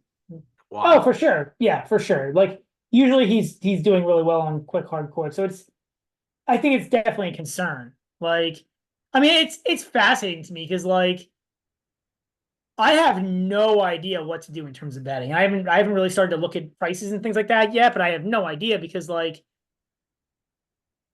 Djokovic, I don't see how you would back him to win the tournament. But Sinner, I mean, Sinner, there's some question marks in terms of both form and the hip, and now Right. the now he's going to have the media like hounding him the whole time. Alcaraz, you got questions about his ability to win on quick courts. Medvedev doesn't look like he's in good form. Zverev, I just never would have any faith in a Grand Right. Slam final. Um, and then like after that, who else is there? Right. Exactly. Like And if I was looking like, interestingly enough, like, and we'll get into this more next tomorrow night, but like, there's a theory I think that the U.S. Open provides like all these like dog champions, but it's not really true. Like I was looking at like the list of champions, like since 2000, it's just like all the other slams. It's mostly top guys. I mean, Federer was a favorite every time he played, right? From '04 to '08, right? Yeah, and he won almost, and he won. I mean, how many? Nine Del Potro was kind of well, he was on a heater that year, right? No, Like I mean there's a couple. There's Chilich, and there's Chilich, Del Del Potro. Potro, and Sampras's miracle run to end his career. Everybody else was a 13 was favorite darn Nadal, close to it. 14 Cilic, as you mentioned, Djokovic. Well, Wawrinka, I guess, in 16. He's top 5 player still. Right, right. Who had Like, success against Novak.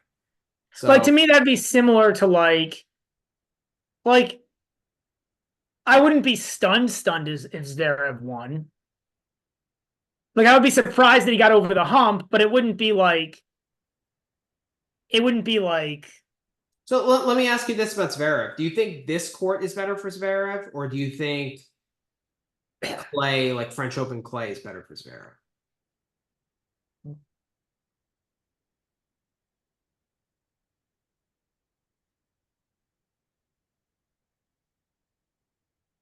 It's a tough question. probably clay. The ball bounces up more. I think the height of the bounce matters more for a lot for Because Zverev. you mentioned before with Zverev, like he likes the ball in the slot. Like when the ball is kind of out of position for him, he struggles more. And his slot is higher because he's so tall. Right. I think clay's better for him, and like I think his serve is so good that like I think it makes progression. That's why I was going. That's why I was thinking about it, is because the offset to that is exactly what you just mentioned. I mean, it's crazy. He makes, and his location could get better, but it's why he's, whatever, third or fourth on the tour in aces. But I think he has the highest average first serve speed, and he makes the highest percentage. Crazy.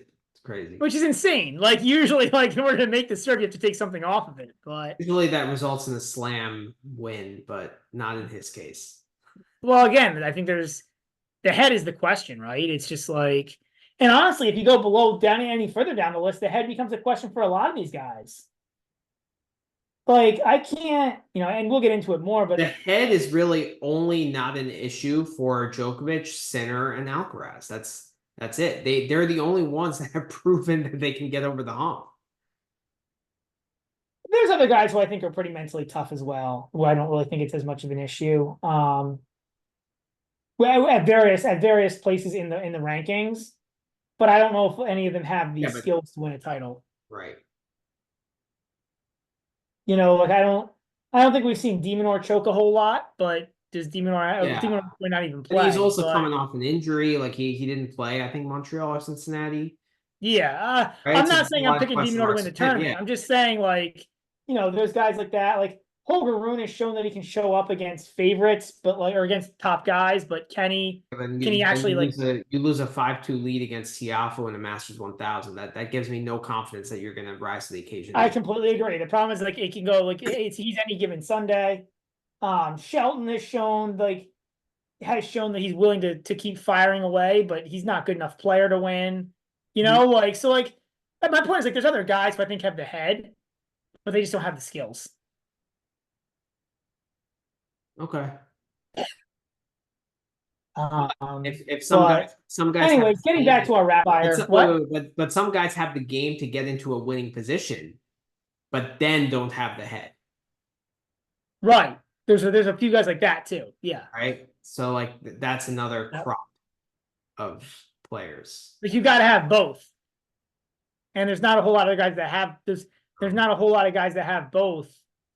Besides, I guess I'd put Medvedev. I mean, do we think head is an issue for Medvedev? I don't think so. I don't think so. No, he's one of the guys. I mean, he showed it again at Wimbledon. And he's got the skills to theoretically win. He's just not playing well right now, but he's got the skills to theoretically win. Yeah. Another guy. So next, I wanted to talk about Dimitrov, another struggling guy.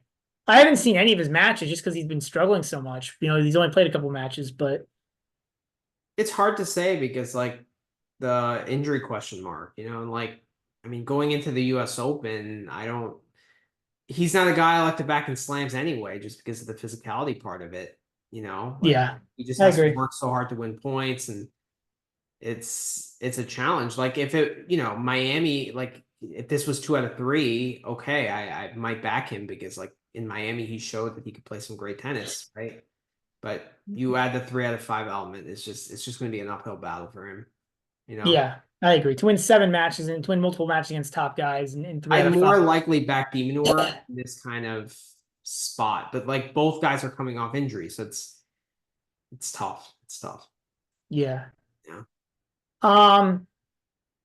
So I guess moving to like Winston-Salem, because I don't really have too much about Cincinnati else. We can wrap up with some quick Winston-Salem. Mm-hmm. So I think to me the biggest headline Winston-Salem, the thing that I've been most excited to see is Busta. Looks like he's kind of back, at least playing at an acceptable ATP level.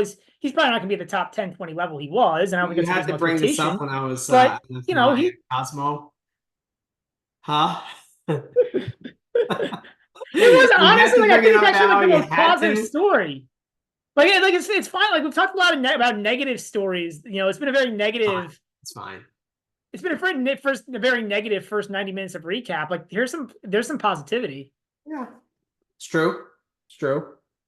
I like what I'm seeing. I think, I mean, he just retired due to fatigue or something, or some kind of injury, abdominal injury, against Michelsen. So I don't know how much optimism there is, because like he's playing well in rallies, but like his serve took a hit.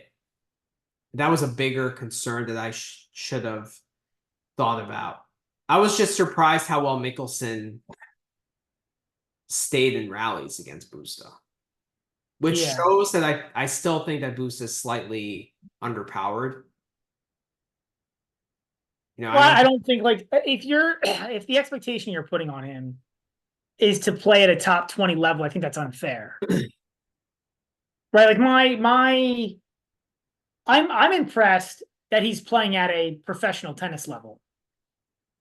Like he's back, and if he can maintain this level on a semi-regular basis, he'll be able to carry an ATP card. Okay. Yeah,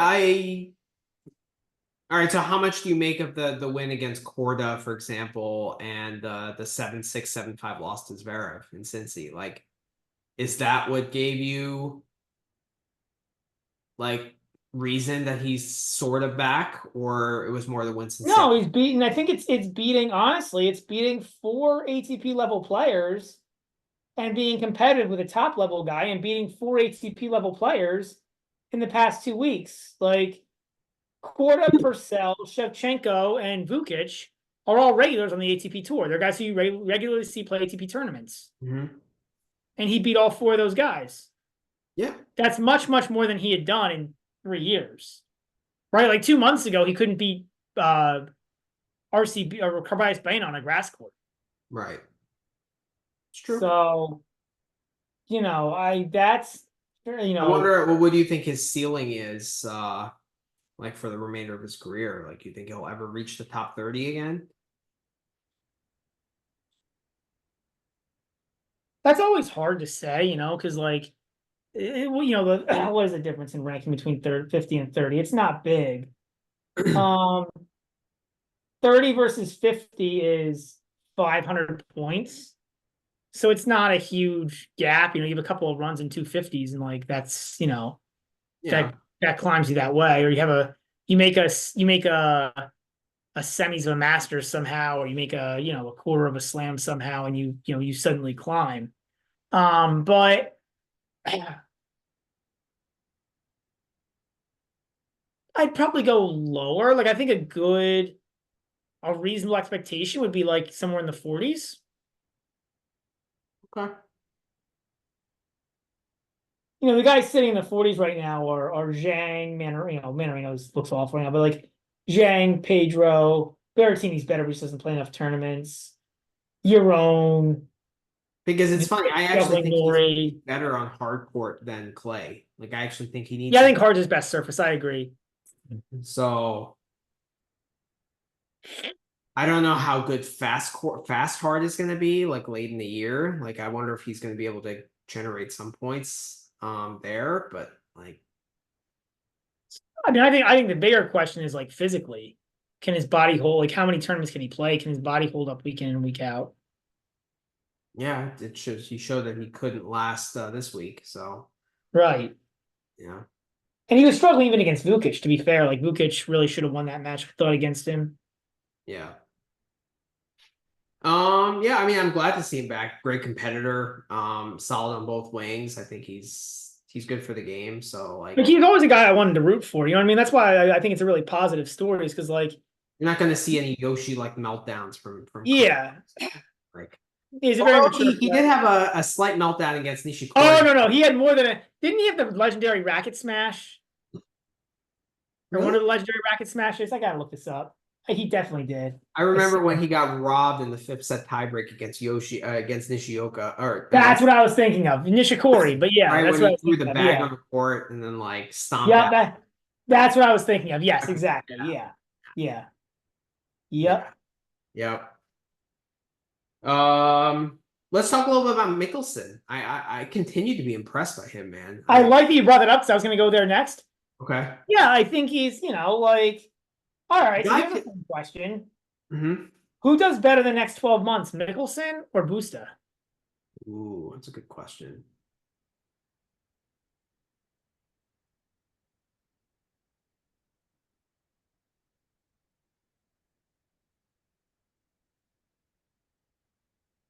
Oh man, that's really tough, actually. I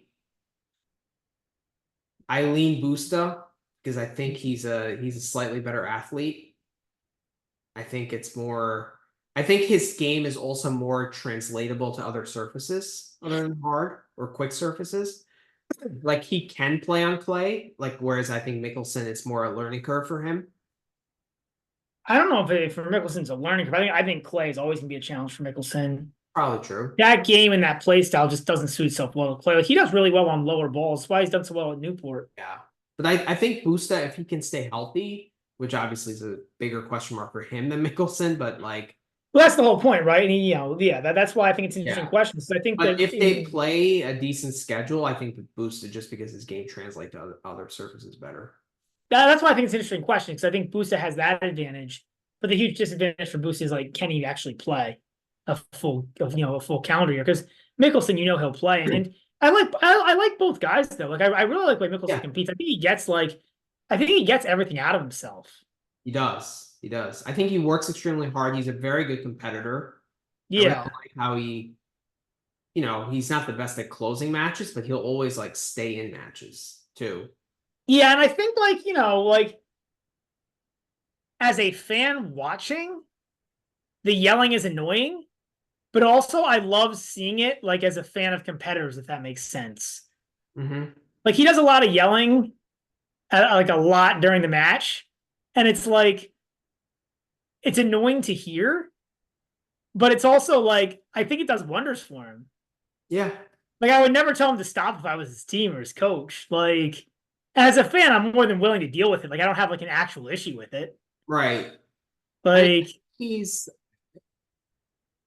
it just seems like he's a student of the game, like in terms of like tactics and like he's one of the few like teenagers who I really like see he has a deep understanding of how to play tennis. Like, and that's really impressive to me. yeah, Like I think the fact that he has such good hands too really, really helps with that, right? Like helps him to actually in many ways be like more of a look like more of a student of the game. Because he's got the ability to do a lot of different things with the ball.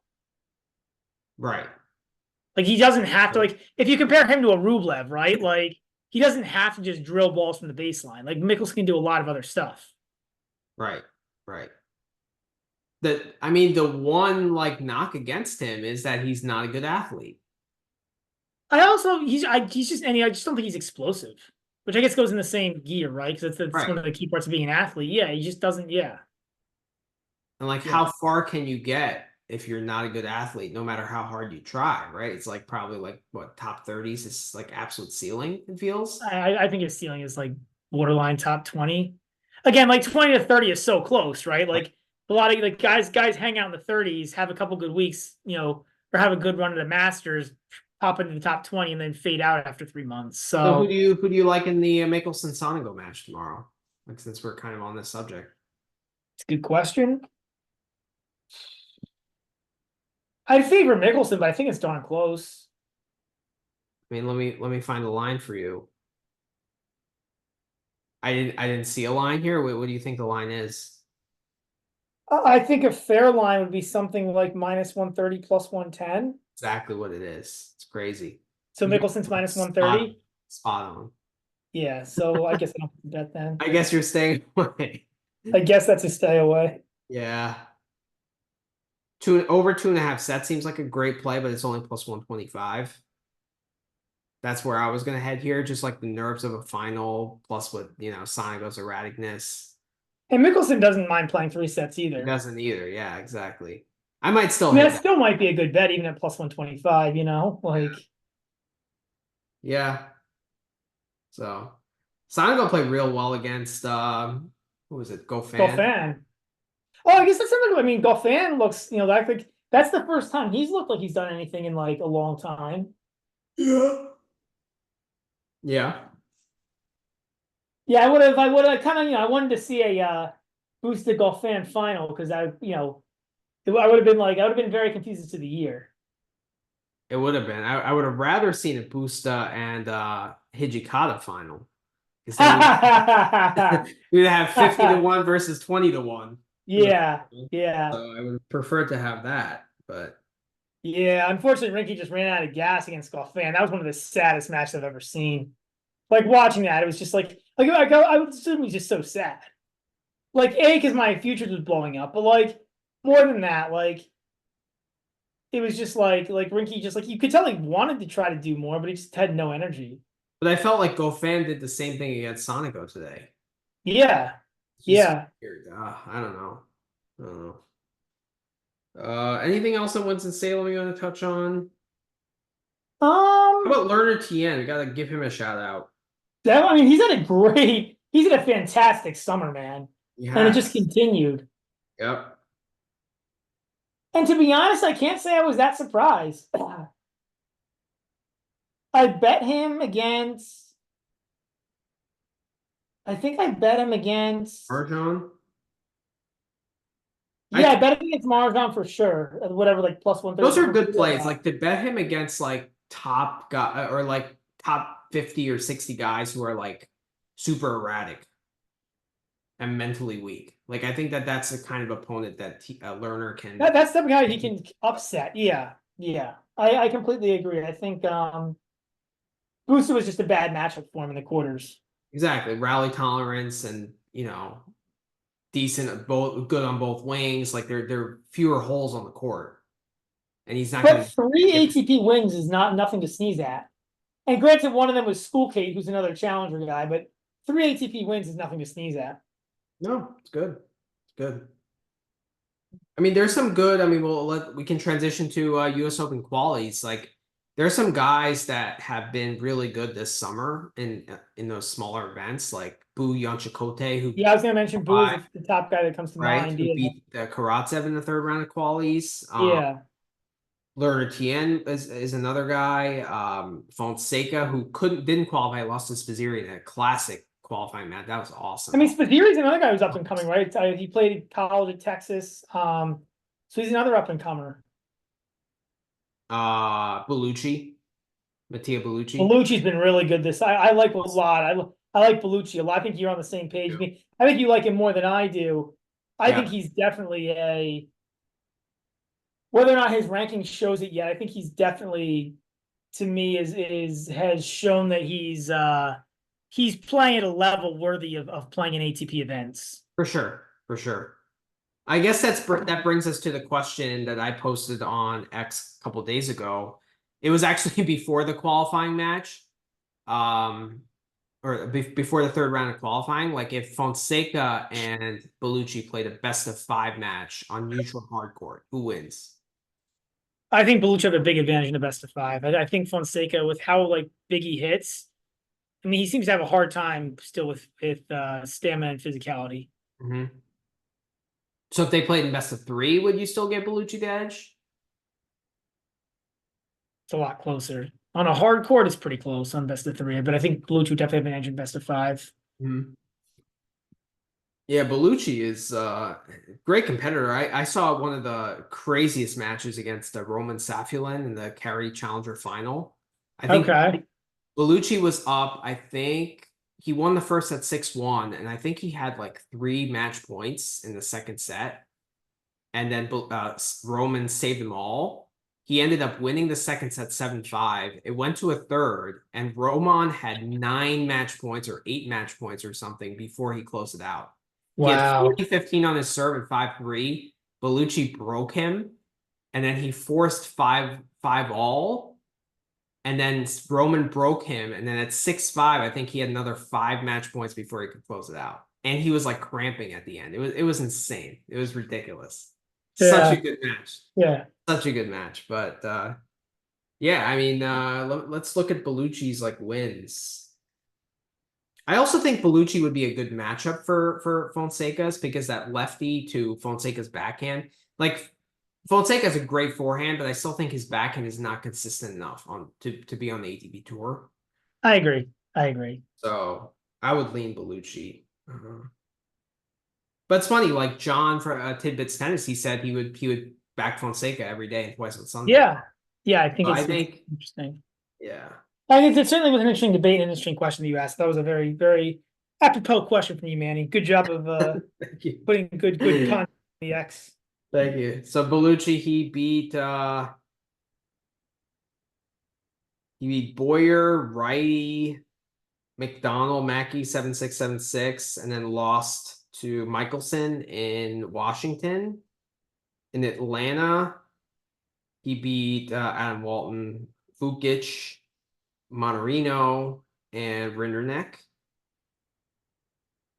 So that's a pretty good list of wins. Pretty good list, yeah. He lost to Rinderneck in the quarterfinals, and then like I think like that day or the next morning he played Boyer. He played Wally's in Washington. So like, which is pretty impressive. To back it up. Then that Carey Challenger, he actually had to qualify in that Challenger, which is crazy. That was a sick field. That was a sick Challenger field. That was like an ATP really 250 level field. Elias would have been better than the Winston-Salem field, honestly. Could be, yeah. Gomez, Hong, Bashavredi, Kukushkin, Diallo, and then lost to Safulin in that crazy match I mentioned. So yeah, so that's a decent list. I mean, those are mostly challenger level players, but yeah, still a good run. Nothing to scoff at, and I think he's very, very live against Stan Wawrinka. Honestly, like I agree. I think it's a bad match for Stan too. I think Bellucci rollover. I saw his potential second round match. I think that would be a good look as well. Yeah, I tend to agree. I think I definitely like Bellucci against Stan. Mm-hmm. Yeah, I mean not qualies that you saw. Honestly, it's I didn't get a chance to watch nearly as much qualies as I would have wanted to. Unfortunately, the whole thing is like while I'm working, And they end pretty early, the quality. Surprisingly, like they get them done surprisingly fast. I guess they're all best of 3. Yeah. Let's play some rapid fire. Just gonna bring out some guys we didn't talk about and just mention a couple words about them. Nakashima. I mean, I think he kind of is who he is, I mean, he's made it back to kind of what he is, and I think he's ranked in like what 46th or 47th. I think that's a pretty fair, accurate reading on him. He's like he's a guy, like he's got what he's got, and he's a guy who beat Fritz. Yeah, fine. Well, you know what I mean. Like I don't know. Like sometimes these guys show up and get wins randomly. Like. All right, Fritz then. Like, are you worried about him going into the Open? No, but I was looking at the ATP page, and it's absolutely hilarious that they had Fritz hopes to round into form at US Open as one of their headlines. Which is funny. Like what is he not hoping to round into form? Are they going to interview him? He's like, you know what? I'd like to lose in the first round. I'd like to get to the Asian hardcourt swing. Like, I had positive memories of Tokyo from 2 years ago, and I'm really looking to defend that title. Like I don't know what they expect from him, like. So yeah, I just find it funny, but yeah, I think he's, I don't. He also beat Tommy Paul, that's worth mentioning also. Yeah. So I guess I don't know. I guess he's winning a bunch of matches, Nakashima, but I still don't. I don't know. He's just somebody who it takes a lot to change my opinion of him at this point. Like. I just feel like he is kind of who he is. Like, So if Nakashima played Michelsen in the best of 5 match, who would you take? Best of 5. probably Nakashima, but it's close. But it's close. Like it's really close. Yeah. Like it's probably like it's not it's probably like a minus 130 plus 110 kind of deal, you know? I actually think they're very, very similar players. Like I think Mickelson is a bit more cerebral and um like well-rounded, but I think Nakashima has the better serve. Nakashima's a better serve. Nakashima is a better athlete. He's a little more explosive. He doesn't move the best, but he's more explosive. Okay, I give you that. Um, Either are good athletes. I didn't say Nakashima was a good athlete. I Okay, said he all was right, better than just Mickelson. better. Okay, all right, fair. Fair. Um, yeah, I think Nakashima's more explosive. I think that helps him with the serve too, right? So, but I think Mickelson. I don't think it's just like student of the game. I don't think Mickelson just has better hands. He's just like got Mhm. better touch, like more. Right, right. I don't know. He's got more like. So they're different styles, right? But I think they're pretty similar levels Mhm. player. Um, Sissipas. I mean, I don't. My opinion of Tsitsipas hasn't really changed too much in the past 8 months at this point. Like, I guess with the exception of I didn't realize how good he was on clay. And then after Monte Carlo, I was like, actually, like he actually is a decent slow clay, not decent. He actually is a really good slow clay court player. But like, it's just so obvious that when anything's rushed, it's just a nightmare. Absolute nightmare. It's But it really might get better, Now they got rid of his dad, and but now he's bringing like the Greek Davis Cup coach to be his captain. I don't know if that's going to help him or not. Like, it seems like there'd be a better coach out there, but what do I know? his comments about his dad were hilarious, weren't they? Oh, I know. Oh, that was fantastic. I don't think he's wrong either. That's Hey, what's funny. shout out to Klaus Fulgard who liked my comment about Rune hiring Sissy dad. Yeah, yeah. Thanks for listening to us ramble about tennis for 3 hours and I actually know. taking I it about. know So we appreciate that. for sure. Uh, Um, who else? Why don't you give me a few? oh boy. Um,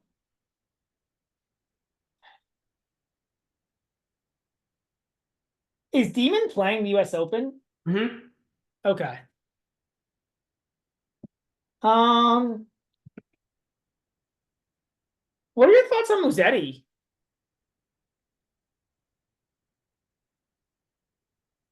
Um, I have to say he likes natural surfaces would be my word. Like I just think he's just better on clay and grass. Well, I mean, we did see him play really well against Shelton in Miami. That was a fantastic match to watch. We did, but like after that match, I was like, okay, I think this was more not necessarily good Musetti. I mean, it was good Musetti, but I also think it was bad Shelton. Like I think Shelton brings out the best in players, and he doesn't know how to exploit weaknesses. Fair, So like fair. I think that like it was a really aesthetically pleasing match, but like I don't think Yeah, Shelton did necessarily anything to like trouble Musetti, and Musetti was able to feel comfortable. So I think that was a that's big part of fair. the match That's too. fair. Watching it from that close was amazing, but like, you know, Yeah, that's fair. That's fair. Um, what are your take on Cerundolo? Because we had a pretty heated debate on him last year. Uh, have you changed your mind on him on hard courts, or do you still think he's it, a decent hard quarter? honestly, it's hard not to. Like with a 2-in-love or a love and two loss to Kachanov, and like, what did he do? Didn't he lose to Svajda in Yeah, in straights, I think. Winston-Salem? Yeah, So honestly, it's hard not to. I don't know if it's more a product of a hangover from a good Umag and Olympics run. Maybe there's some like fatigue built in there. But like it's just puzzling to me, like, why does he only play well in Miami? And then like every other hardcourt event, he just stinks up the joint. Like, yeah. does the crowd support really mean that much to him, like down in Miami? I mean, that's the only thing I can think, right? Is that he, like Like I it know could be that he Miami enjoys plays being in the slightly in slower, right? what? It plays slightly slower, but like there But are not so much anymore. Like he used to play slow, but now it plays, I think, close to pretty medium. medium. I mean, the only thing I could say is that he likes the city. You know what I mean? Like maybe he maybe he likes he feels more at home there. But like he does okay in the European clay. He does okay on grass. Like I think it's probably just random. The more I think about it, like it's probably just he had like a random good week. But it was 2 good weeks in a row in back-to-back years. That Yeah, that it yeah. weird. It's just strange. And like his forehand should play up on hard too, right? Like there's no reason why his forehand should only be good on clay. Yeah, it would be the movement, right? That would be the answer is like, and not necessarily running to the ball, but even like getting into position, you can't slide as much on a hard court. So Cerundolo or Baez on a hard court. What do you think? Whew. Whew. Um, it's close, but I'll take Dolo, but it's close. Actually, I think I go back and forth on it. Maybe not. Damn it. I think it's pretty close to a flip. close, right? I'm gonna go slightly biased now that I think about it. Like, I don't know. I think like I'm not saying Baez is a good hardcore by any means, but like he played Alcaraz tough at the US Open one year, didn't he? At least for a couple Yeah, it sets. was 5-5-3, I think. I think I was at Something like that. Yeah. You know, um, obviously he won Winston-Salem last year, but that's not particularly amazing. Um, he did make the third round of the Aussie. It's easy to kind of forget that. He made the third round of he beat Wolf US of Open Milan. last year, right? And he What? he made the third round of the US Open last year. But I think he was coming Yeah. in high in confidence after the Winston-Salem run. I But mean, has Dolo ever won a hard court event though? I don't think so. I don't think so. That's what I'm saying. Like, I don't think either of them is particularly good, but I think I might slightly favor Baez. Like, I don't know, man. Like,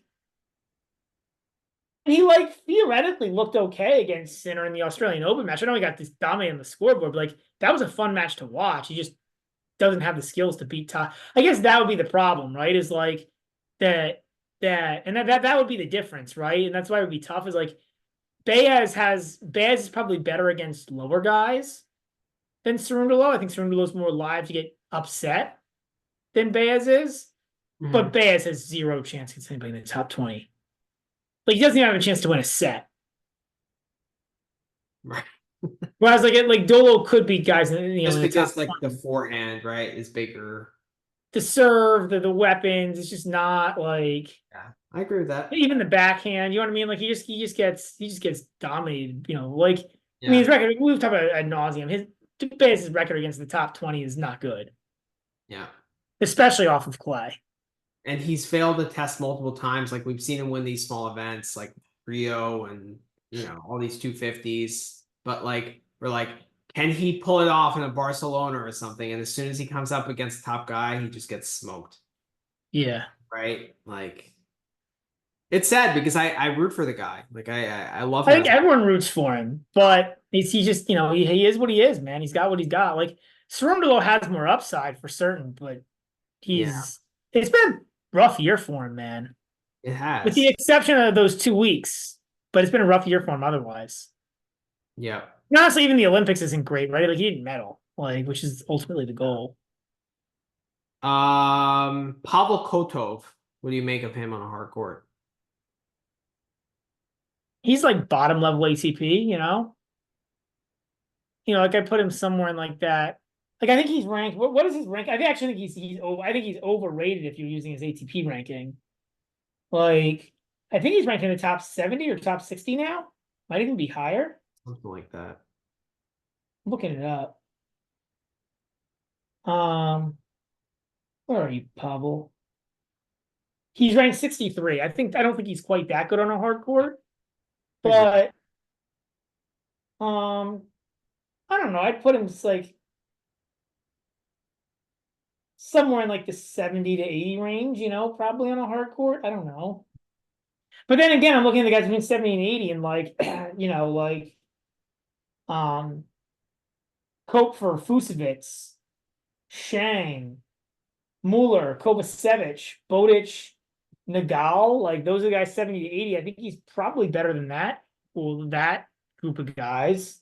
Maybe not Shang. Shang is, he's kind of an oddball there, but and maybe not Fusovic. Fusovic is another oddball, but so maybe he's better than that. I don't, he's Yeah. I think he's like somewhere in that bottom level ATP guy, but like definitely should be in ATP events, not challengers. Yeah, I'd agree. With the exception of like the 1 week Masters, where it's like 56-man Masters. But Yeah, he's just yeah, I remember a couple of years ago seeing him in like US Open qualifying, and like I think he's past that tier, but like I think he needs to lose some weight before he jumps another tier. Like it might sound insensitive, but like I just don't think he's very like quick out of the corners. Like that feels like his biggest problem. yeah, 100%. I completely agree. Yeah, I mean he's big guy, big strokes, pretty good tennis game to be honest. But yeah, just lacks the movement. Munar.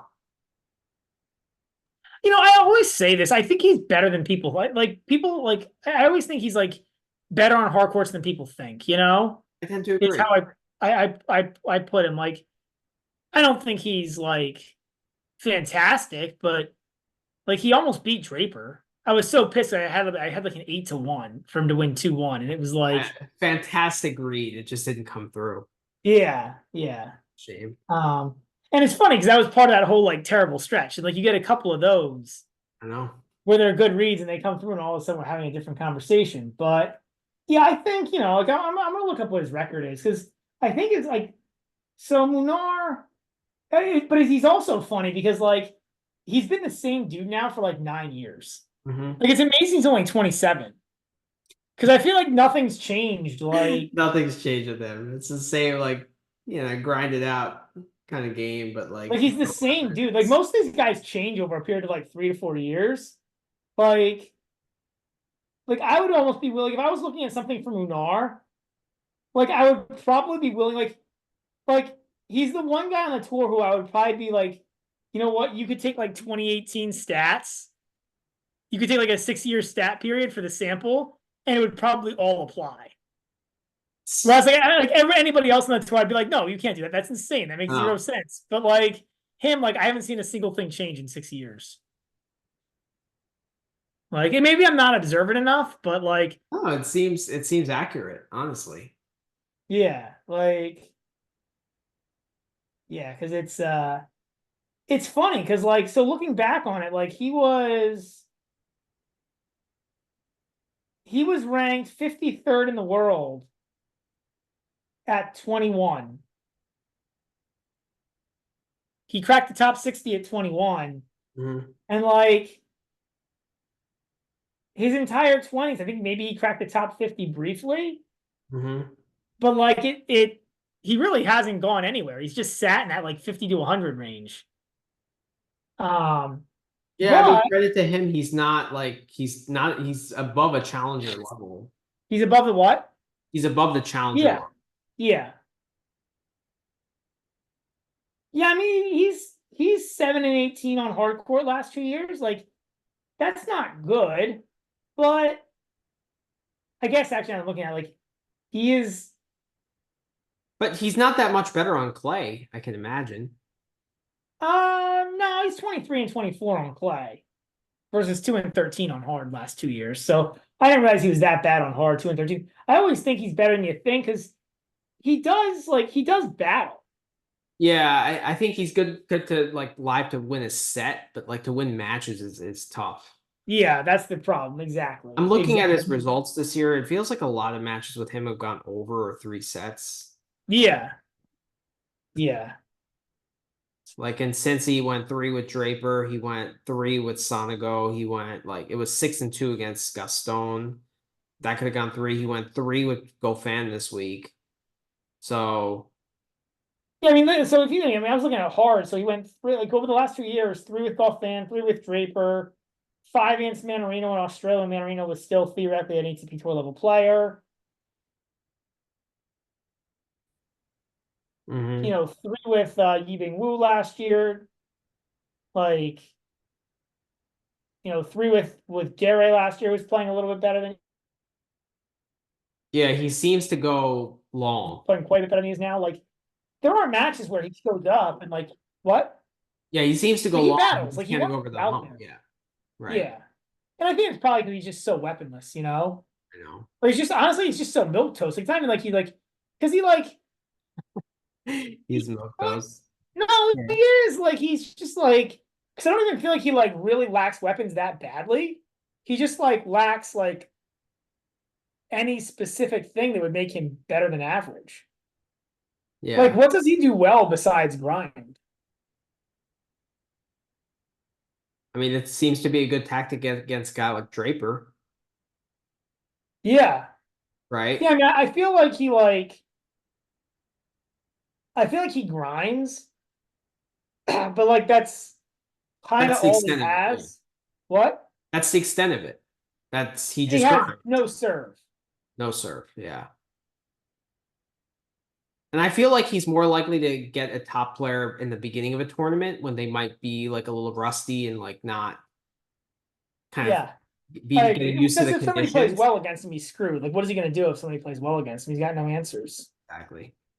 Yeah.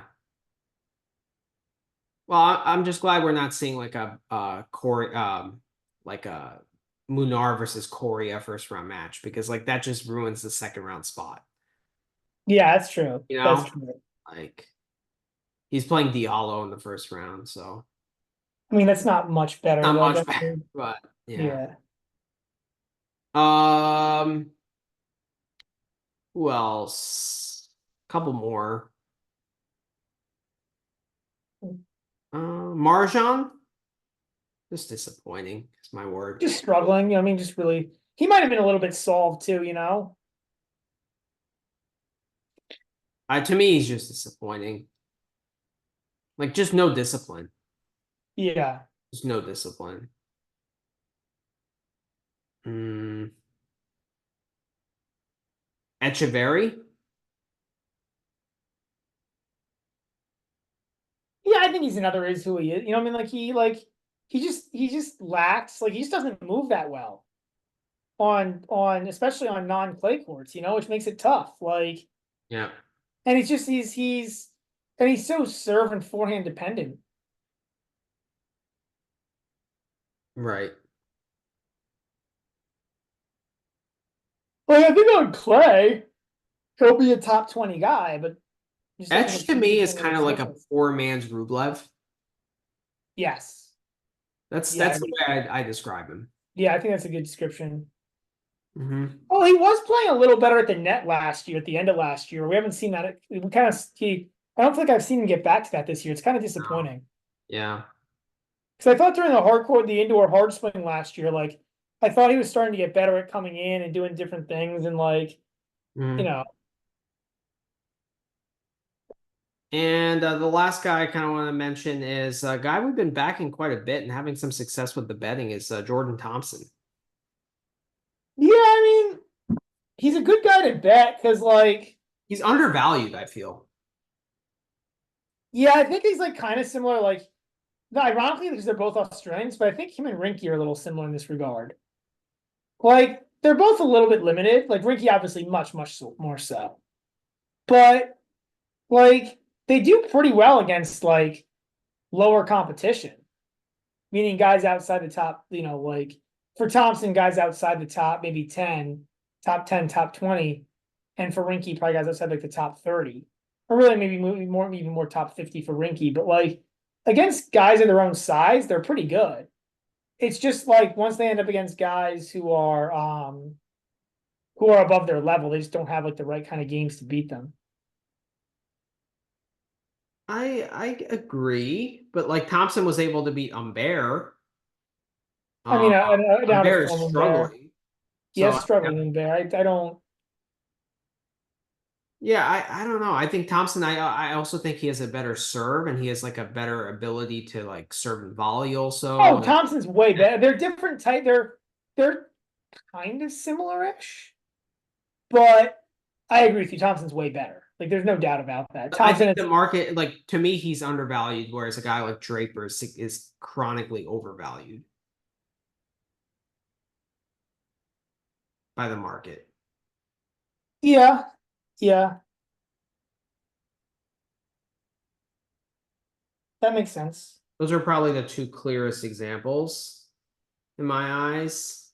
Like I think Arnaldi, like last year he was undervalued, and like now he's like overvalued. And I feel Oh, like I don't. I think he's just so matchup dependent.